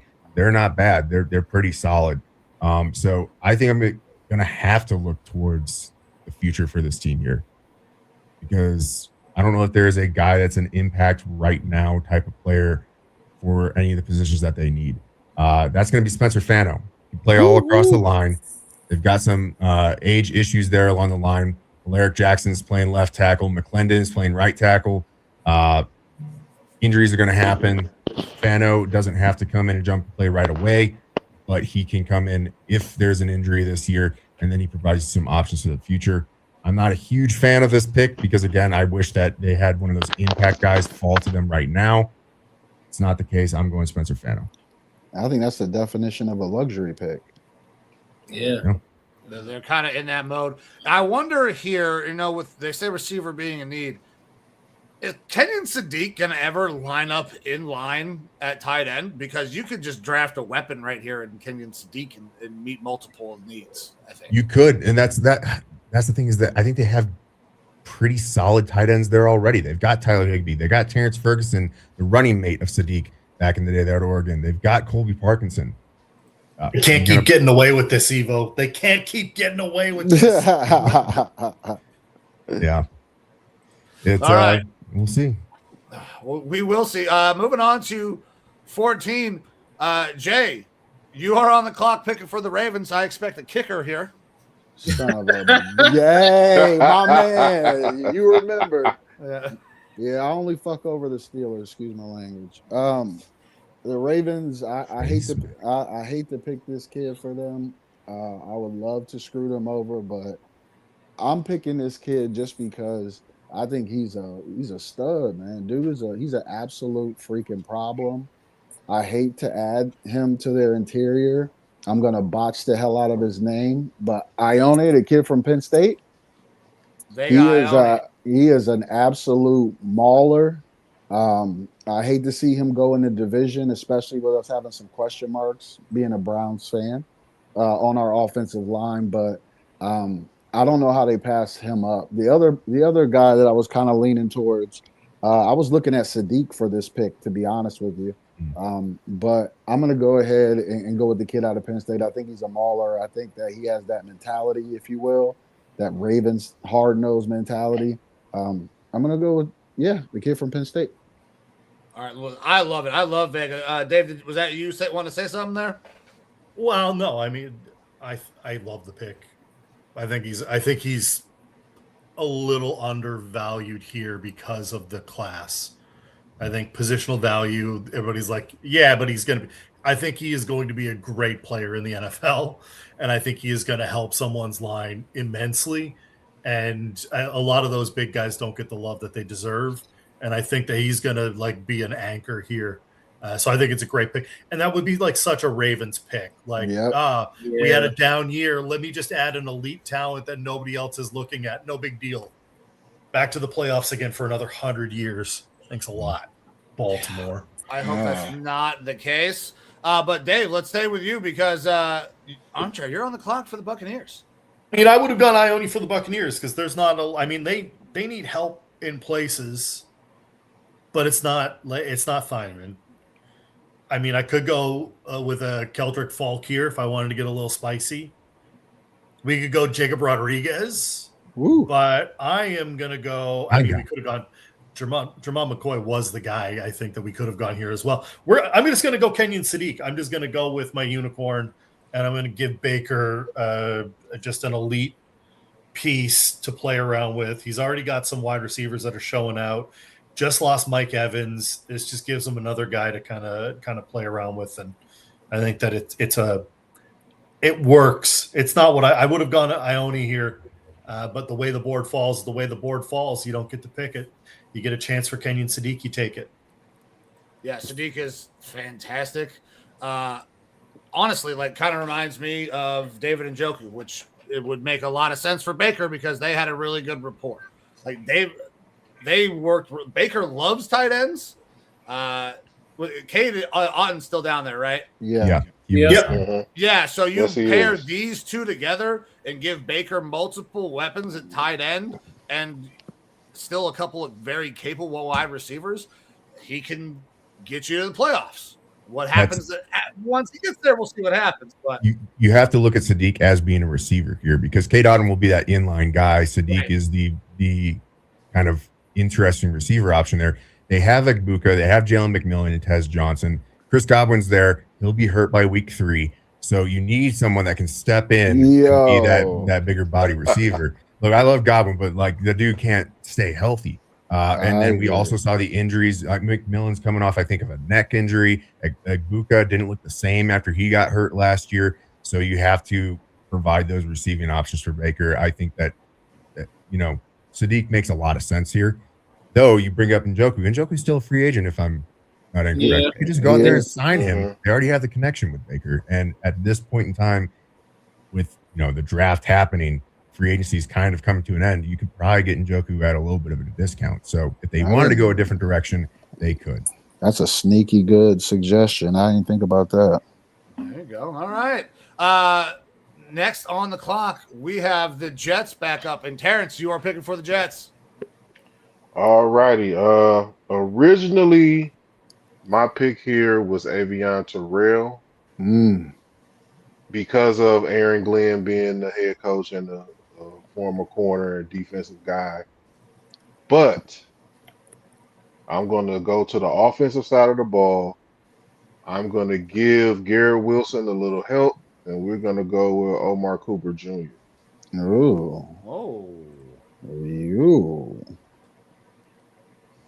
Okay. We're going to go with Omar Cooper Jr. here. I originally had him going to the Ravens to pair with Zay Flowers. But I think this would be a good pick for them on the offensive side of the ball to get another skill guy, wide receiver to go with Garrett. Okay. So I don't love the player at this pick. I'm not saying that Omar Cooper Jr. is going to be a bad player. I think that 16 is a little Rich. high for him. I think he's a second round receiver.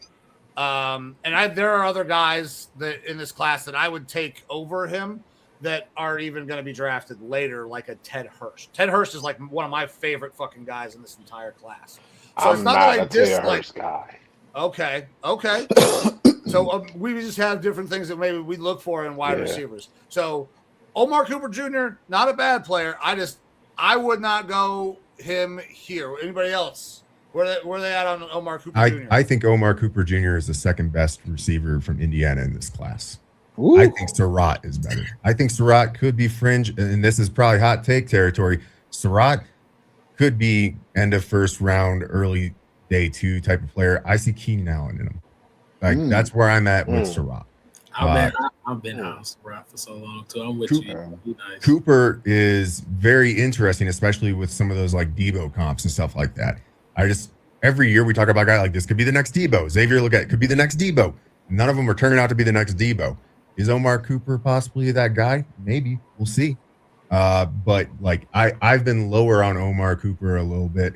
And it's a tough spot for the Jets because you would, after going defense with that first pick, it would be nice to get an offensive complementary weapon here. But those receivers just kind of flew off the board, the ones that we feel like really good about. Now, I would say that Omar Cooper Jr. offers you a very different type of profile than you have with the Malik Neighbors. So you're at least going to add a different type of weapon to your offense. So I would say that.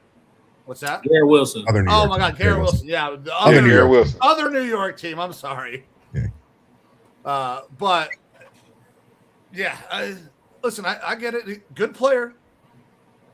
A little high for me. But, listen. We saw Jack Campbell go in this first round a couple years ago. I thought that was crazy high too. So crazier things have happened. Speaking of guys that went crazy high, the Lions are up, and Mo, you're picking for them. I believe that you're the one that did that with Jack Campbell, wasn't it? Yeah, actually. Yeah. I think I'm not gonna lie. I think this pick right here, I think ideally maybe Lomu, because some of these players may not go, but I think this is Freeland territory. So I'm gonna go Freeland here, and I'm gonna say that also because you wouldn't have to move Panay to the left side like it's been speculation that they're going to do with him. You could keep him in this position. You could keep him as the mauler. Then you have another highly athletic guy on the other tackle side. Now, as far as the run blocking, it needs work, and you know they're going to tote the rock. So that needs some work, but I do think that, especially in pass pro, he anchors down well, and he is highly athletic. Like it's not like he's just running in mud out there. I've seen at times where he can get in front of the running back and use that athleticism to get downfield, but he needs some refinement. But I ain't gonna lie, that offensive line would be him, Ratledge, and Panay. Hey man. There's some athletic guys on the offensive line right there. I'm not gonna lie to you. Yeah, I definitely think tackle here at this spot for them. Freeling could be it, but I think Penny still probably wants to move to the left tackle. We've seen him play a little bit of left tackle in the NFL. Did perfectly fine. I think he's the type of player that can switch from one side to the other and excel and still be really good. It always scares me to do that when you know what you have with him on the right side. Yeah. But I think Penny Sewell wants to move to the left side and make some more money because that's like a more premier spot. I almost would lean like a Caden Proctor and put Caden Proctor on the right side, and I think that Proctor's that big dude that a Dan Campbell would like. But they're gonna go, like in my opinion, they're gonna go tackle here. They need an offensive, staple on that offensive line. But I can see that because I know Drew Petzing is over there, but if they're going to keep some of those Ben Johnson trick plays, I could see Caden Proctor because of what he did at Alabama. He was running screens and shit. Like that's literally a mold of what Dan Campbell would like to do with implementing some of that. Like they even did it with Panay last year, I think, or the year before that. They had Panay out there catching passes. So Dan Skipper for another example. So I mean, all right. Well, Evo, Vikings are up. We know it's you, big dog. Where are we going? Yeah. Look, I hate this not because I hate the player, not because I don't think that he would be bad for the Vikings. I know where he's going. I don't like to scout the skin color here with Dylan Thieneman to be a Harrison Smith replacement, who I really think Harrison Smith's going to come back this year, which was crazy because he's going to be like 38 years old. He's still playing at a pretty solid level. But Thieneman long-term is a good option here. The reason I hate this is because every fucking mock draft has Thieneman going to us, and I like to see a little bit of diversity. I just don't see another great fit here. Like, yes, we need defensive tackle help, but if it wasn't for the feet issues there for Caleb Banks, I would be considering him. I like Peter Woods a lot. I think he's starting to drop further than he should and absolutely could be an option. Caden McDonald, Brian Flores has never used a nose tackle. Yep. And I don't know if he's going to start doing that now, even though I think there is some potential future pass rush upside to Caden McDonald. He's young still, hasn't developed that part of his game. But whenever I do mock drafts, I always seem to find my way to a defensive tackle in round 2, whether that's a Lee Hunter that's falling or something like that. So I will go chalk here, Dylan Thieneman.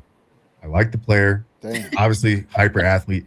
But I will say this, he is not Harrison Smith. Harrison Smith was known for being the hitman. That guy can bring the lumber. That's not Dylan Thieneman. He's not this big hitter. He is rangy. He's athletic. He can play all over the place in multiple styles of defense. Brian Flores likes his gadget guys who can kind of go all over the field and do all sorts of things. And I don't think that Dylan Thieneman is going to be thrust into a spot where he has to immediately replace what Harrison Smith does, because I think the hitman's coming back this year. So Dylan Thieneman and my Vikings. He's very or a trade back. I would love a trade back, for the love of God. Oh, I know you would. I like Thieneman. I mean, I understand you don't think it's a fit, but just like you said, I've seen him just play in multiple different spots and excel, and he's just rangy. Like and I was such a fan of Kalen Bullock out of USC a couple years ago because he wasn't as versatile, but he was just so rangy, man. And some of that thing, like, you can't teach sometimes. So, but I feel you though. I feel you. All right, we're going to slide down to pick number 19, and that is me on the clock. Oh, and the Panthers, man. The Panthers. I'm sitting here looking at this board fall this way, and I'm like, man, I don't want to do any of this. Fucking terrible. Yeah, it's bad. Because you got David This is the Boston. thing. We are in a spot right now where these guys are, in my opinion, second round players. And so it feels so dirty to take them here. If you're taking any of these guys in the second round, you're like, yeah, I feel pretty solid about this. You know what I am going to do? So I put out those 32 mocks. And when I did the 32 mocks for the Panthers, I was able to get Kenyon Sadiq. And in the second round, I had Jacob Rodriguez sitting right there. And I didn't take him. And the Panthers fans in the comments let me know that I got to go with a linebacker there because they need their Luke Kuechly. I don't know if Jacob Rodriguez is their Luke Kuechly, but CJ Allen could be a really good piece in the middle of that defense that could, kind of be the guy with the dot telling everybody what to do. He's a damn good player, man. He flies downhill. You would like to see him be a little bit better at, I guess in pass coverage, but that Georgia defense, they've been good for years. They're always well coached. Let's go with a CJ Allen right here. Panthers fans are angry now, or if they're a little happy. I love Jacob Rodriguez. I think that he is just a smaller Luke Kuechly. You look at his testing numbers, the way that he produced, I think that they are like identical with their play on the field. It's just Jacob Rodriguez isn't coming in at the 6'3" size of a Kuechly. I love Jacob Rodriguez. I think that he could easily sneak into the end of the first round. I'm high on Rodriguez too, man. So yikes on bikes. Yeah, I'm a Jacob Rodriguez guy, but this is around the same area I had going CJ Allen going. I had him going 20 to the Cowboys. Yikes. All right, so Jay, we got yikes on bikes. I take it you don't like it. I don't like, honestly. My claim to fame is I successfully picked Carson Schlesinger for the Cleveland Browns last year, Before anybody knew who a Carson Schlesinger was, go check out my page on Twitter, El Capitan. I was OTC. hyping him up, and Mike was like, I don't know about this guy. And I was like, you're going to love him. Stud. With that being said, I wasn't trying to do a shameless plug. I really don't love any of these linebackers in this class. Honestly, if you fell in love with Rodriguez, I see it. I understand. Even though he's a little undersized for me. But I don't love any of these linebackers. CJ Allen, you kind of mentioned, I don't love him in coverage. I do see him coming downhill.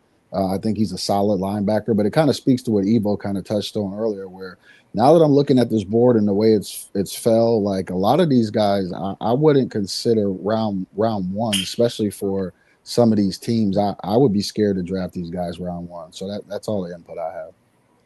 I'll say this about CJ Allen. One, Dan Morgan's the GM there for the Panthers. He hasn't really gone like, oh, we need linebackers like me back in the day. But this is kind of that pick. CJ Allen was the general there at Georgia. He was that field general. He's really good at a lot of stuff, not fantastic at anything, but he knows the defense inside and out. He was allowed to call plays for that Georgia defense. He's a guy that can go in there and kind of be that foundational piece in the middle of that defense for the Panthers, where he can really start to work things once he learns the system pretty well. And he's not going to be a liability for you. He's a solid player. And we have to reshape our minds here for the back end of this first round. We are taking, in my opinion, second round talents who are going in the first round just because. And so if we're looking at this pick as being a high second round pick, I'm not feeling terrible about CJ Allen being there. All right. At least I got a little bit of love. We're going to move on to pick 20 here. And what was that? Terrence, you are on the clock. No, who picked second? Me. Oh, that was Jay. That was Jay. Sorry, the letter, what I sent out earlier has names in wrong spots now because not the same people are here. Okay, no, it's all good. How many more slots do you have me picking at? So I know I need to charge this phone up. All right, so I got you one. You got three more. Jesus. Okay, I definitely got to charge it. Let's man, this board is so wonky. I know we kind of spoke of it. I'm gonna do something kind of similar to what you did with CJ, just because I don't necessarily love what's going on here.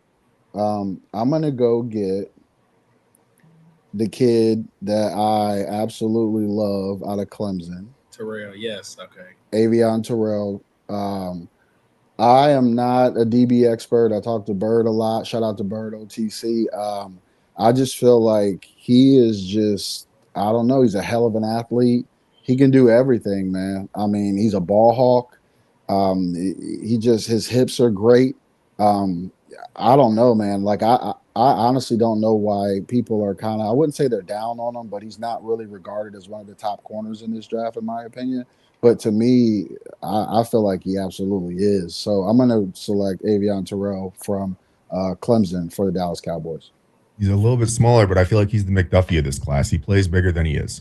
The injury stuff has dropped him a little bit recently, the bad pro day or bad runs and stuff that he had. But the tape doesn't lie. I think he plays bigger than he is, and he's a pretty solid, damn solid quarterback.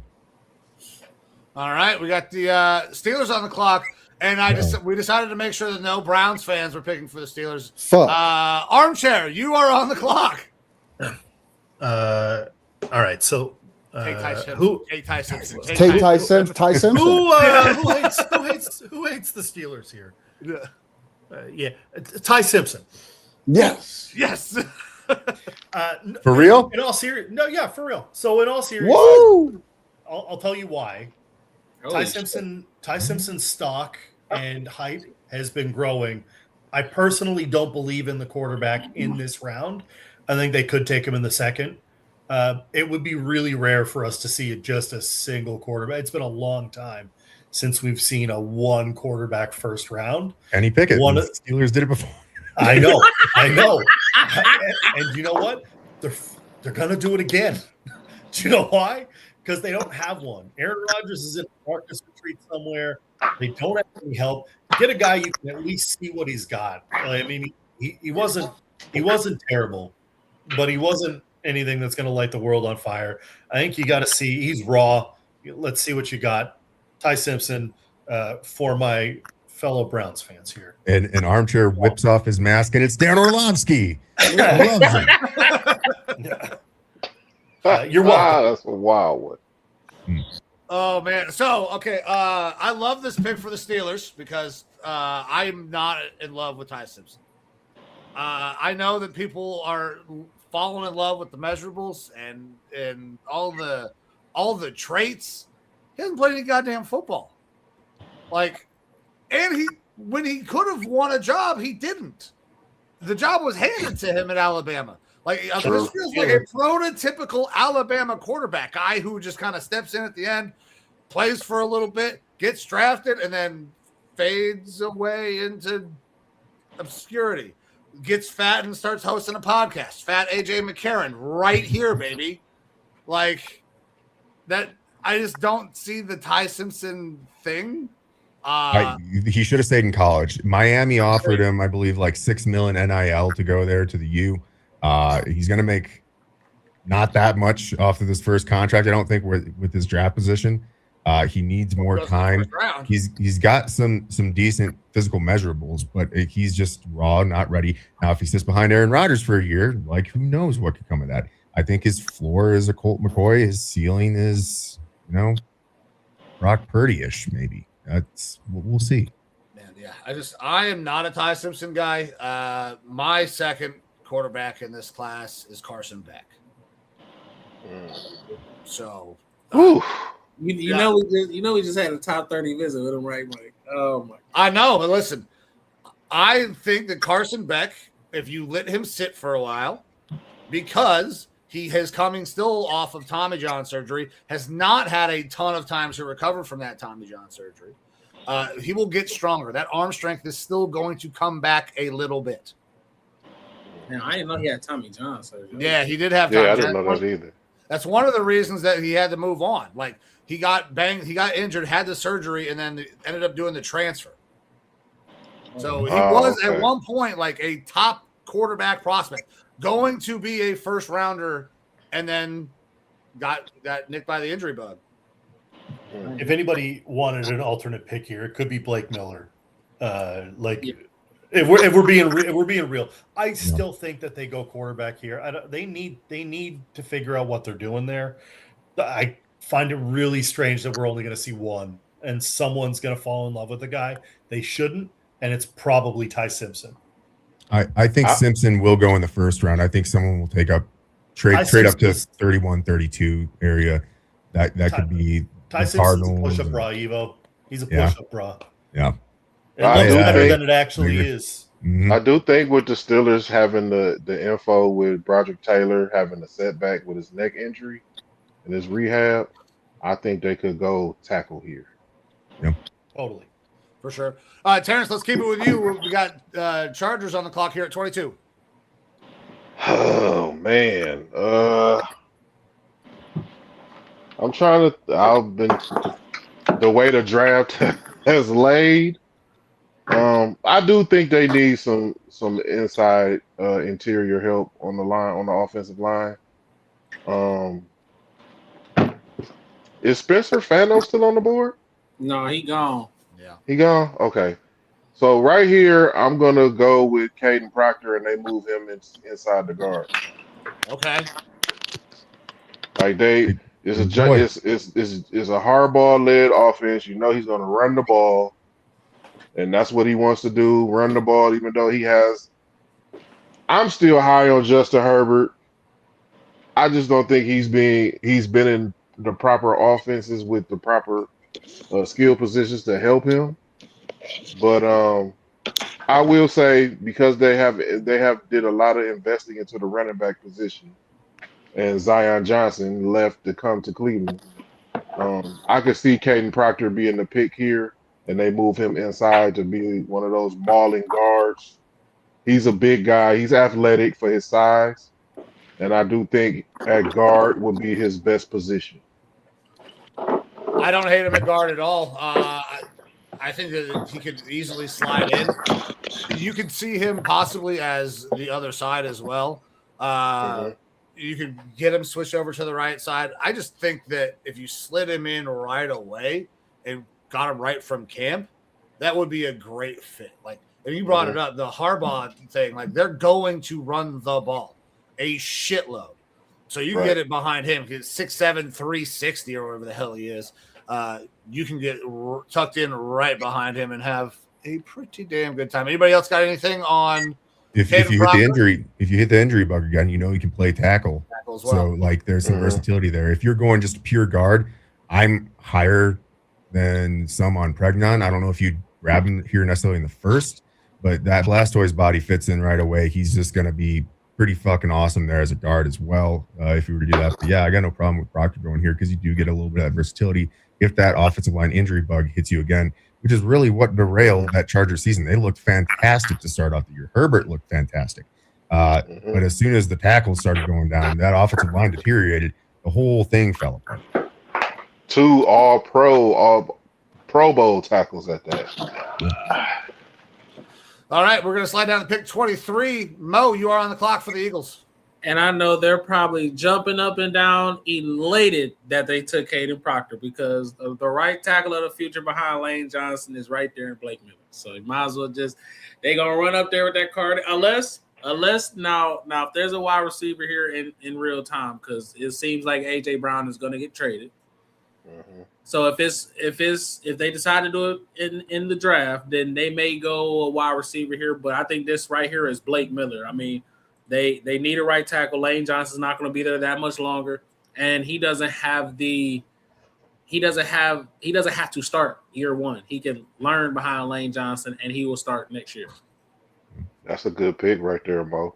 And I do think that they can find that wide receiver talent, like that's of equitable talent in the second round compared to what they'd be getting here for wide receiver. If one of those wide receivers fell, then it makes sense. But yeah, it sounds like A.J. Brown's probably going to be on the move. You really want to go into the year with Devonta Smith and Hollywood Brown, Dontavian Wicks being like your big receivers. I mean, yeah, you have Dallas Goedert, but I'm not, and Grant Calcaterra at tight end, but I'm not feeling super fantastic about that. So, yeah, Blake Miller, I comp him to Brian O'Neill for my Vikings as a right tackle. He's gotten better every single year at right tackle. I've been a fan of him. It's interesting to see him sneaking up into the first round. All right. Pick 24 here, and the Browns are back on the clock, and I believe, Terrence, you are on the clock. Yes. I know. Right here. What'd you say, Mo? Well, I know who you going. I don't know. I don't know if you think you know where I'm going here. Well, you might. Well, it's between 2 guys, but I will. Right here, I'm gonna go Caleb Lomu. I'm gonna go Lomu here. Yeah, I'm gonna go Lomu here. We went Tate at 6. I'll go Lomu here. He failed. I didn't think he would fall to this spot, but I'll go Lomu right here. Listen, I like Lomu. I think Lomu can play on the left side like we were talking about with Monroe Freeling. Also, I don't know that he has to start right away either. Anybody else? Lomu fans? Mo, I know you were excited about this next Browns pick. Yeah, I like Lomu. I think it'll be a good fit with Warhop. I kind of see a little bit of Ronnie Stanley in him, good pass protector, but he lacks the core strength as far as in the run game, and that's something kind of Ronnie Stanley struggled with that Warhop was able to mold with him. I know the arms are a concern, but like I think he's technical enough with angles and more of leverage than, maybe just being a complete mauler, like somewhat like do we just go use Panay for example? No, he's not Panay, but you know what I mean, as a mauler, just out there tearing people apart. But I like the pick. I like Lomu there. I ain't gonna lie, I thought McNeil-Warren was gonna sneak up in there, but I forgot. I didn't know Lomu was there though. I'm not gonna lie. He slipped so far. I didn't even think about it. All right, going down to pick 25. Bears and Evo is on the clock. Yeah, there's a couple different directions that I would go here. All of them are on the defense. The Bears could absolutely use a big body there in the middle. So Caden McDonald makes a lot of sense to me. Akeem Mesidor, yeah, he wore a leather helmet, playing as long as he has, being 25 years old, but very productive. played a little bit inside on the interior of the defensive line, and this year was more of an exterior, edge rusher type. And that would be scary for me because I think you can put him on the field and get a lot out of him right away. But I'm going to go with an Emmanuel McNeil-Warren here. They lose safety this offseason. Right now, they got Cam Lewis and Kobe Bryant playing at their safety spots. I think that McNeil-Warren fits into that strong safety role right away. And they're trying to build a little bit of what happened up in Seattle when they took a safety late in the draft last year. Well, and I think that you look at what made the Bears good on defense last year is their ability to turn people over. So you go out and you get a guy in Emmanuel McNeil-Warren who's kind of known for helping create turnovers. So it perfectly fits what they want to do. Mo, go ahead. Didn't he have 12 forced fumbles in his college career? I thought it was 7. I mean, it could be higher than that, but he may have had 12 total turnovers. Okay. Yeah, but I mean, he forces a lot of turnovers against ball production. And that's what made the Bears good last year. That's one of those teams that if they don't get that, they could slide back and not be nearly as good this year. That defense turned everybody over. So I love this pick. So let me ask you guys, do anybody see a TJ Parker, Howell, Mesidor here either? Because I could see maybe edge for them. Or maybe a what's the Clemson D tackle? Peter Woods here. Yeah, definitely possible. Yeah, Peter Woods, yeah. So, Evo, who is your 3 guys here before we move on? Who is your 3 guys? Because you said you had 3 guys on defense, and I don't know. It was Akeem Mesidor, Caden McDonald, or Emmanuel McNeil-Warren. Okay. Yeah, but I like McNeil-Warren for him here. I like McNeil-Warren for them as well. I mean, I think they'll be ecstatic if they get him. It's also not that far of a drive from Toledo. So. And Brisker is gone too, right? Correct. Yeah. He's basically the direct replacement for Brisker. Yeah, that makes sense. All right. Back on the clock, 26. And Jay, you are on the clock. Let me see. I don't know. My uncle's a Bills fan, so I kind of got a soft spot for them in there somewhere. They're kind of like our cousins. Josh Allen, I expect for him to have another good year this year. I'm thinking, and Proctor's off the board, correct? Yeah. I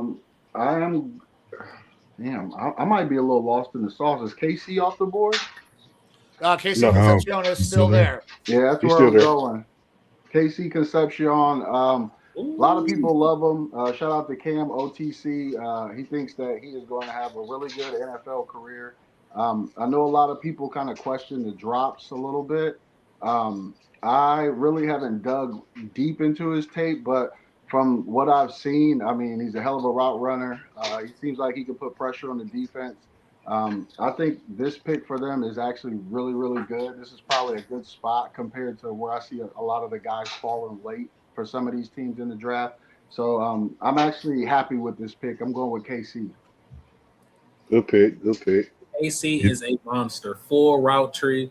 And a lot of people question the drops, and then I always ask them, well, did you like Zay Flowers out of college? They'll say, yeah, he has a lower drop rate than Zay Flowers. So, I mean, it can be worked on. Plus, his concentration drops him trying to turn up field. But, like, his route tree is he can run every route, everyone.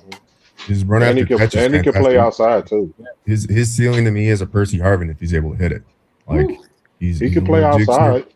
Yeah, he can play outside, too. So, it's like – and the special teams. If he puts it all together, he would be a matchup nightmare because he can line up everywhere at that point. Yeah, and he's a punt returner. Yeah.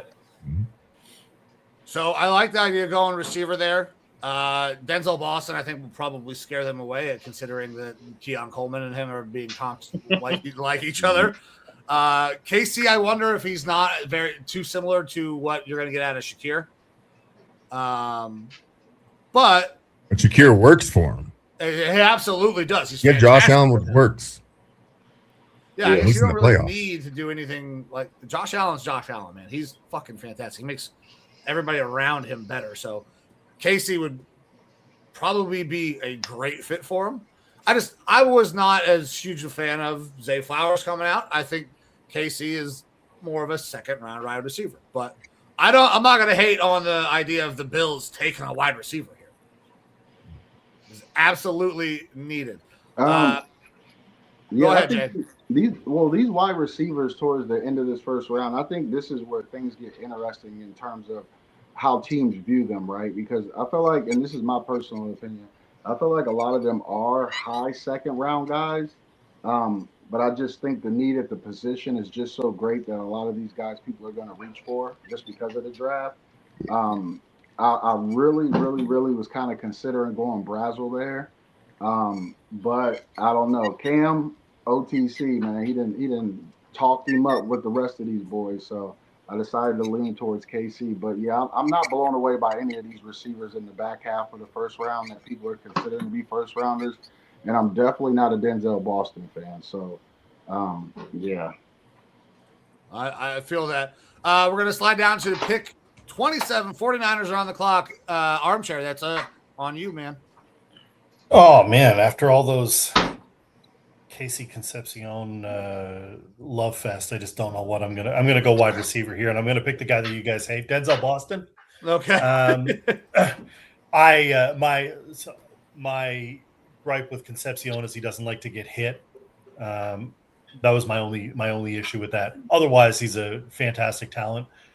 I think Boston's getting a little bit undervalued here, underlooked. I think that Jay's right that a lot of the back end receivers here are probably high end day two guys, but you're going to see them. There's going to be a run on receiver in the first round in this draft. I think that a lot of the receivers all the receivers are going to get bumped up a tier, probably a little bit, not a huge one. We're not talking like Boston going at like 8 or something wild, but like you're going to see that in the 20s is going to be a lot of receiver. San Francisco needs help they need help at wide receiver desperately. No more Debo, he gone. No more Brandon Ayuk. Finally, and we finally done with this saga. It's only been 200 years. You got Evans, but is that enough? I don't think so. Give him a wide receiver. Give him Boston. Next. Boston's the best blocking wide receiver in this draft. I know that people talk about a separation. I don't think that he was asked to separate at Washington, and fantastic at the contested catch. He understands his big body, how to box people out, make those catches. Like lock for McCaffrey, man. That's the thing is they're going to run through McCaffrey, and then you're going to have a couple guys in Mike Evans and now Boston who can go up there and make the contested catches. And 9 times out of 10, they're probably going to come down with the ball. I wonder, can you expound on that a little bit? Because you said he wasn't asked to separate. What do you mean by that? It's just that route tree was just basically vertical. And so he's not going to beat you with the speed. He wasn't the guy that was shifty or anything like that. They don't run a super advanced route tree at Washington that's asking guys to separate and shake guys. Gotcha. Okay. Yeah, I'm just not high on Boston. I think he's a physical receiver. I think his best attribute is his hands. So I don't have a problem with him early first round or early second round. I don't consider him to be a first round talent. But I do have a blind spot for guys like that. And Mo Kiper, that's on here with us, he was trying to get me hit to Drake London, and I really wasn't. Yep. I don't know, for whatever reason, I had a blind spot for Drake London. So I'm hoping I didn't have a blind spot for Boston, but he just doesn't do it for me. But one thing that I will say, he looks like an NFL wide receiver with the way he catches the ball and his physicality. So if people are leaning on that, I see that. That's the two comps that I got for him are Drake London and a Cortland Sutton. Both guys who are active in the run game, both guys who are big body guys that can come down with those 50-50 catches. Good stuff. All right, sliding down to 28. I am back on the clock, and the Texans are they're really good on defense. They're really bad on the offensive line, like fucking everywhere. They have been bad on the offensive line everywhere for a very, very long time, it feels like. And at this point, you got an Ioane on the board that, could be a really good player still developing at tackle. Jennings Dunker, sure. But I don't want to talk about tackles. I don't know. People don't love drafting guard super high, first round pick guard. But Emmanuel Pregone, man, I really like this kid. I think he has shown that he can be whatever you need him to be. He's played in multiple systems. You got Wyoming, you got fucking Oregon. You got there's so much there and he's really good. You turn on the tape, he's constantly attached and just driving guys. So we're going to go Pregone here to help that Texans offensive line and their new running back in David Montgomery. They're going to be able to run between the fucking tackles. Pregone helps them do that. That's the Blastoise body. He's that big boy. Yeah. Armchair, what do you got? I see like a smirk there. No, I appreciate the Pokemon comp. That's all. Yeah. Pokemon comp. All right, on to pick 29. Chiefs. Mo, you're on the clock. Yes, sir. I think since you got Mansoor, I think if like KC was there or Denzel Boston was there, this may be their spot to go. But I mean, Mesidor, Folk, and Howell and Parker is here, and they need some edge help. So I think right here, Mesidor, I think, has the best pass rush bag out of all four of them, but he's about to be 25 when the year starts. And as much as I like him, I think that's going to play a factor because he's going to be, 29, 30 by his first contract, and that's going to be high.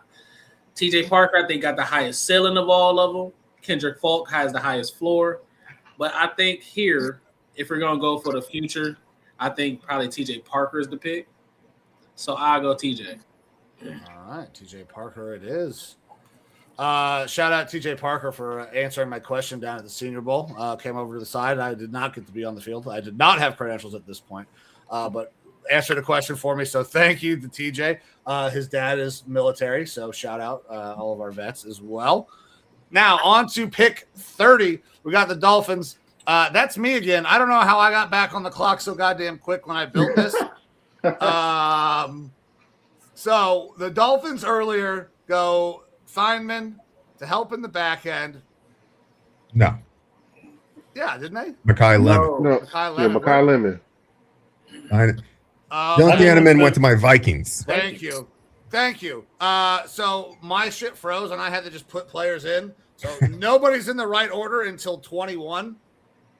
Everybody after 21 is in the right order. So, well, it's a key Mesidor here. Good pick. Yeah, you don't have to Low go moving far. cost. It's a key Mesidor. You need the help. I understand he's about to be 25. By the time your rebuild is done, he'll be retiring. But he's going to help you in the immediate, right? Like, he's got the pass rush bag. The only thing you really worry about is the age. If you can get past that, the player's pretty damn good. So we're going to go Akeem Mesidor right here at 30. Good pick. Solid. All right. And then moving on to pick 31. Evo, it says that you're this pick, but I know that Dave is a Patriots fan. I don't know. I want to see what Evo does. I want to see what Evo does here. I mean, I've got two people in mind here. One of them's not in the NFL. Diana Rossini is not available, but the only person that I think that Mike Vrabel likes more than Diana Rossini through this draft process is Max Ioane. I think that he could be a super solid tackle for them. In reality, it would for me would be between Max Ioane and Jacob Rodriguez, because I think that's a Vrabel type of linebacker that he could absolutely use there in the middle. But Dave, I'll go to you and see if you got any other thoughts here.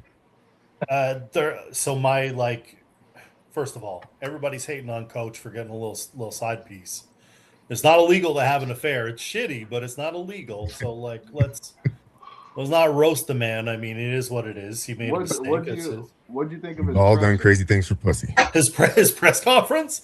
I think that was a press conference of a man who got caught with his hand in a veritable cookie jar and is trying to be like, all right, so it's the draft, and I want to talk about anything except for the thing that I did. They could go INH. I like that. They could go Caden McDonald here. If Boston was on the board still, I think that's an option. It's too early for kind of a Bryce Lance, Jacoby Lane kind of. I think that's later rounds. TJ Parker is a guy. Malachi Lawrence could be a guy. But I'd be okay with Caden McDonald here. I think Caden McDonald fits. They need some help. They're not like the Patriots aren't. I mean, they're picking 31, and the rebuild has gone faster than you would expect. I think that we've all seen that Drake has what it takes to be that guy. Mhm. He needs wide receiver help. I think you get that in rounds 2 and 3, and later. I don't think you're getting that in the first. So you're either helping out the D line or you're helping out on, like, you could take tackle here, but I don't think you're gonna. I think it's Caden McDonald. Okay. Yeah, I see that. I think that he is an immediate upgrade over Corey Durden. So Yeah. like that makes a lot of sense. I'll go with that. Caden McDonald here. I thought you were gonna wait. I thought you were gonna let him tell you all of that and then go with Jacob Rodriguez anyways, just to do it. I like Jacob Rodriguez too. Yeah, like for me, it's between Ioane or Jacob Rodriguez. I think that Jacob Rodriguez could find his way into the first round because of everything I've talked about with it being essentially a light second round. But yeah, look, Caden McDonald, he's still young, really, really good as a run stuffer, and I think that there is some future potential upside to that pass rush. He did get some pressures, not a whole lot of sack production, obviously, but you're talking pick 31 in the first round. Hey. You're talking set pieces here. Mike Vrabel's great at sack production. Just ask Diana. For sure. Mm-hmm. Bing bong. All right, on to the last pick. Pick 32, Seahawks, and J.O., you are rounding it off, man. I want to kind of do this a little bit differently. Don't know a ton about their needs. It seems like they need line help. Maybe could use an edge rusher. I don't know. What do you guys think? What do you guys think the Seahawks should go with this last pick of the first round? Can I say my super Mike spicy Washington pick here? Jr.? It's Mike Washington Jr. Mike Washington Jr. I would say they lost Zach Boyd. Charbonnet is not a bell cow. No. But for me, I will probably say for them, I'll probably go Cassius just because I think he could fit that mold of that 3-4 defense that Mike likes to run. He's a little bit lighter, and they lost Boye Mafe to the Bengals, who got a bag. So I think for me personally, it'll be probably Cassius. I like Kendrick Falk, but I just don't know where he'll fit in that defense because I don't think he's more of a 3-4 edge like how they were using those fronts over there. So Yeah. Mo's Cassius coming is in my here pick talking here. sense. Mo was talking sense, and Mike and I are out here trying to preach chaos. Yeah, Mike Washington And get the Jr. right Mike here at Washington 32. Jr. now hold on though. I Hey, like Zion I and was just Malachi about to Lawrence. say, hold better. on. I forgot all about Zion. So Malachi Lawrence can sneak up there too, though. He's been getting a lot of love too, though. So Hell I yeah. like both of them sneaking into the end of the first round. yeah. Yeah, I'm gonna go with my Clock Brothers suggestion. Who should I pick, Mo? I ain't gonna lie. It's between Cassius and Zion. Zion is pretty fucking good, especially as with his motor in the run game. Like he's pretty fucking. I'll go Zion. I'll go Zion. Listen, Oh, Zion? Yeah, I'll go Really? Zion. Cassius, I think Cassius is a Seattle style edge rusher. I do, but I think Zion is better because I mean, Max is the edge rusher now, but he also played in the 3-4. Like I think Zion could do that as well. I'm not gonna lie. I think he has the motor for it. So with that being said, I'm gonna go with Mike Washington out of Arkansas. yes, as it Let's should go. Shake it up, JN. Let's go, Shake it man. up, JN. That kid is, I don't know, man. He's a hell of a back, man. That kid, when I watched him run, I was like, holy shit. Like, why isn't everybody talking about this kid, man? Like, I really like him. I think this running back class is sneaky good. A lot of them, obviously, outside of the kid from Notre Dame, probably won't go in the first round. But we're going to sneak him in at the end. And obviously, with the loss at running back that they had, where did the kid go from Seattle? Where did he end up signing? Did he go to Chiefs. Kansas City? Kansas City. Kansas City. Yeah, the rich Walker. get richer. So why not fill him in with a kid that runs hard? His size is crazy. His speed is incredible. Runs through tackles. He's one of my favorite backs, along with Singleton out of Penn State, and then the kid out of Washington. I feel like he's a Jonah sneaky- Coleman. Jonah I love me some Coleman. Jonah Coleman. Yeah, he's a sneaky good back too. So I like the backs in this draft. Actually, they're not first round backs, like I said, outside of Love, but I think there are a lot of good backs. So we're gonna throw Captain Chaos into the mix and go with Washington to round out the final pick. I'm Listen, lower Mike on Washington- Washington.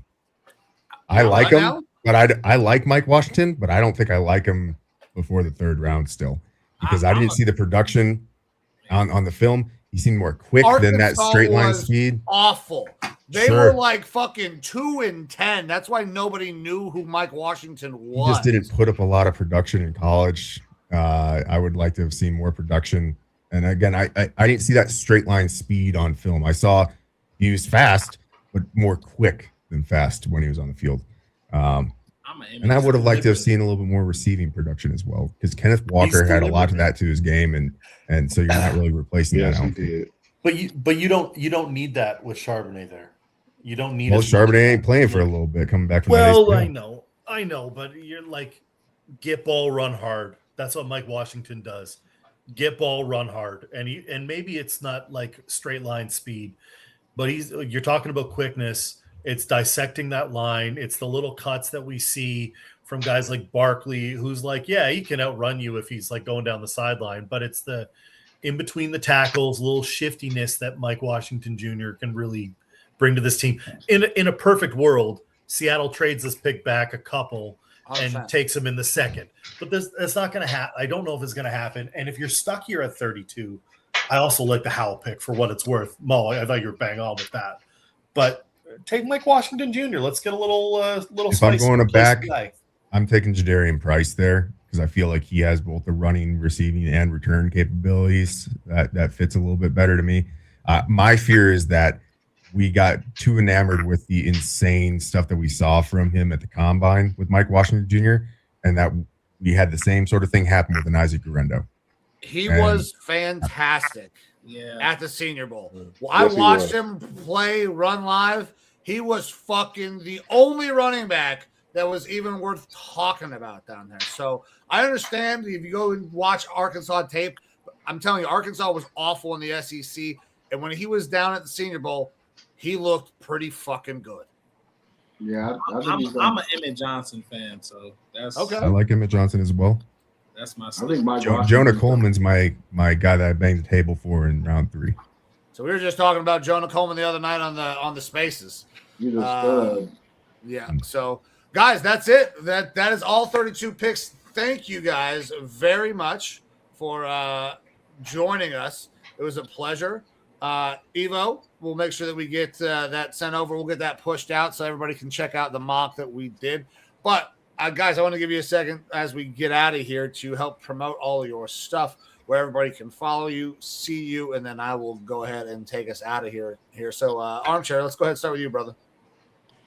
We are live every Wednesday, 8 p.m. Eastern time with Great North Sports. We also do fantasy football live show every Sunday during the football season. We're going to be doing our fantasy baseball live Sundays until football season. That'll be starting post-draft when I've had some time to recover. You can find me at Sportsocracy GN on Twitter. I'm usually the jabroni reposting Patriots and hockey junk, but I am here for the fantasy. I've got my fantasy draft kit coming out end of post-draft. I've got my rank and my pre-draft rankings are ready to go, and I think you'll get some value out of that. So follow along. All right. Thank you. Jay, go ahead, man. So I appreciate you guys having me on. You can go check me out on Twitter, X JAYOOOO. That's 4 O's, JO365. You can also go check us out at clock.boys on Instagram. We hold a space on Twitter, X, OTC Spaces. We've had a lot of great guests. We concluded our wide receiver kind of track to the draft with Will Pauling, but we also had Carnell Tate. We also had Cyrus Allen, a dynamic wide receiver out of Cincinnati. So we have a lot of great guests that come in. We also have had Daniel Oyefuzi, Darren Smith, multiple reporters, Mikey McNuggets from the Ultimate Cleveland Sports Show. We will be moving to YouTube soon. So make sure you go follow us on Instagram, Clock.Boys, and make sure you follow all the Clock Boys and join the community on Twitter. I appreciate you guys. Absolutely, man. Thank you. Mo. Hold on, he just dropped a bomb in this motherfucker. Yeah. Hold on. That's my boy right there. But Mo Kiper Jr., man, I kind of took on this moniker this season, man. I put in work on the draft, so I look at draft prospects. I watch the draft, but you can catch me on Twitter, part of OTC. We hold spaces, man. We have fun. I'm the same guy I am on this camera as I am off this camera. So, but I also met Big Mike doing other big things as well. So, you know, we also support each other. I always thank him for giving me the platform to even be on here in the first place. Because he gave me my first podcast appearance ever. So, you feel me? I'm forever indebted to my boy, you know. But you can follow me on Twitter at MoRax, Mo Kuiper Jr., you know. So just tap in with us. Tap in with OTC. We get, you know, we made a community so everybody could talk. Whether you a Vikings fan, Patriots fan, Browns fan, Ravens fan, don't matter. Just come talk ball with us. Absolutely. Mo, thank you, man. I appreciate you. And by the way, those big things are still in the works, working on some rough cuts and some cuts right now. So that documentary will be coming out. Still needs some seasoning. And Terrence, go ahead, man. Thank you for coming in for the very first time, man. Where can we follow you at? Oh, you can follow me on Twitter, Terrence Senior OTC. Just like Mo and Jo said, we do spaces. Everybody's welcome. Just come talk ball. Hey, everybody's gonna be respectful. We have guests. We have media come in. You know, so hey, follow me on Twitter at Terrence Senior OTC. I'll be dropping my final first round mock draft probably tomorrow. And then I'm gonna do my final 7-round mock for the Browns the day of the draft. Okay. All right. Well, guys, I cannot thank you enough for all being here. I know a couple hours of your time, even a little bit longer, because we were trying to get some things worked out at the beginning of the show. So I just want to say thank you all very much for being here. And to everybody who tuned in tonight, thank you. Time is the most valuable thing that you have. So anytime that you give some to us, we are forever grateful for that. I'm going to give Evo one last word, then we're going to get the fuck out of here. And we're going to be on the road to Pittsburgh tomorrow. We will be at the draft in Draft House with Armchair and the rest of the guys over at Sportsocracy, Jeremy Greene, and the like. But Evo, go ahead, man. Hey, thank you to everybody in here tonight, both watching and all you guys helping us out here with this mock draft. It's always a fun time. Look, we're football degenerates. I love doing this stuff. Yeah, we're here for 2 hours and some more beforehand. It's a long night, but it's a lot of fun. It's always good to hear these different perspectives. So thank you all for coming in and helping us out here with this mock draft tonight. Thank you, everyone who's tuning in. Please give us a quick like, share, subscribe on all the platforms that you can, because we're trying to grow. And that's the thing.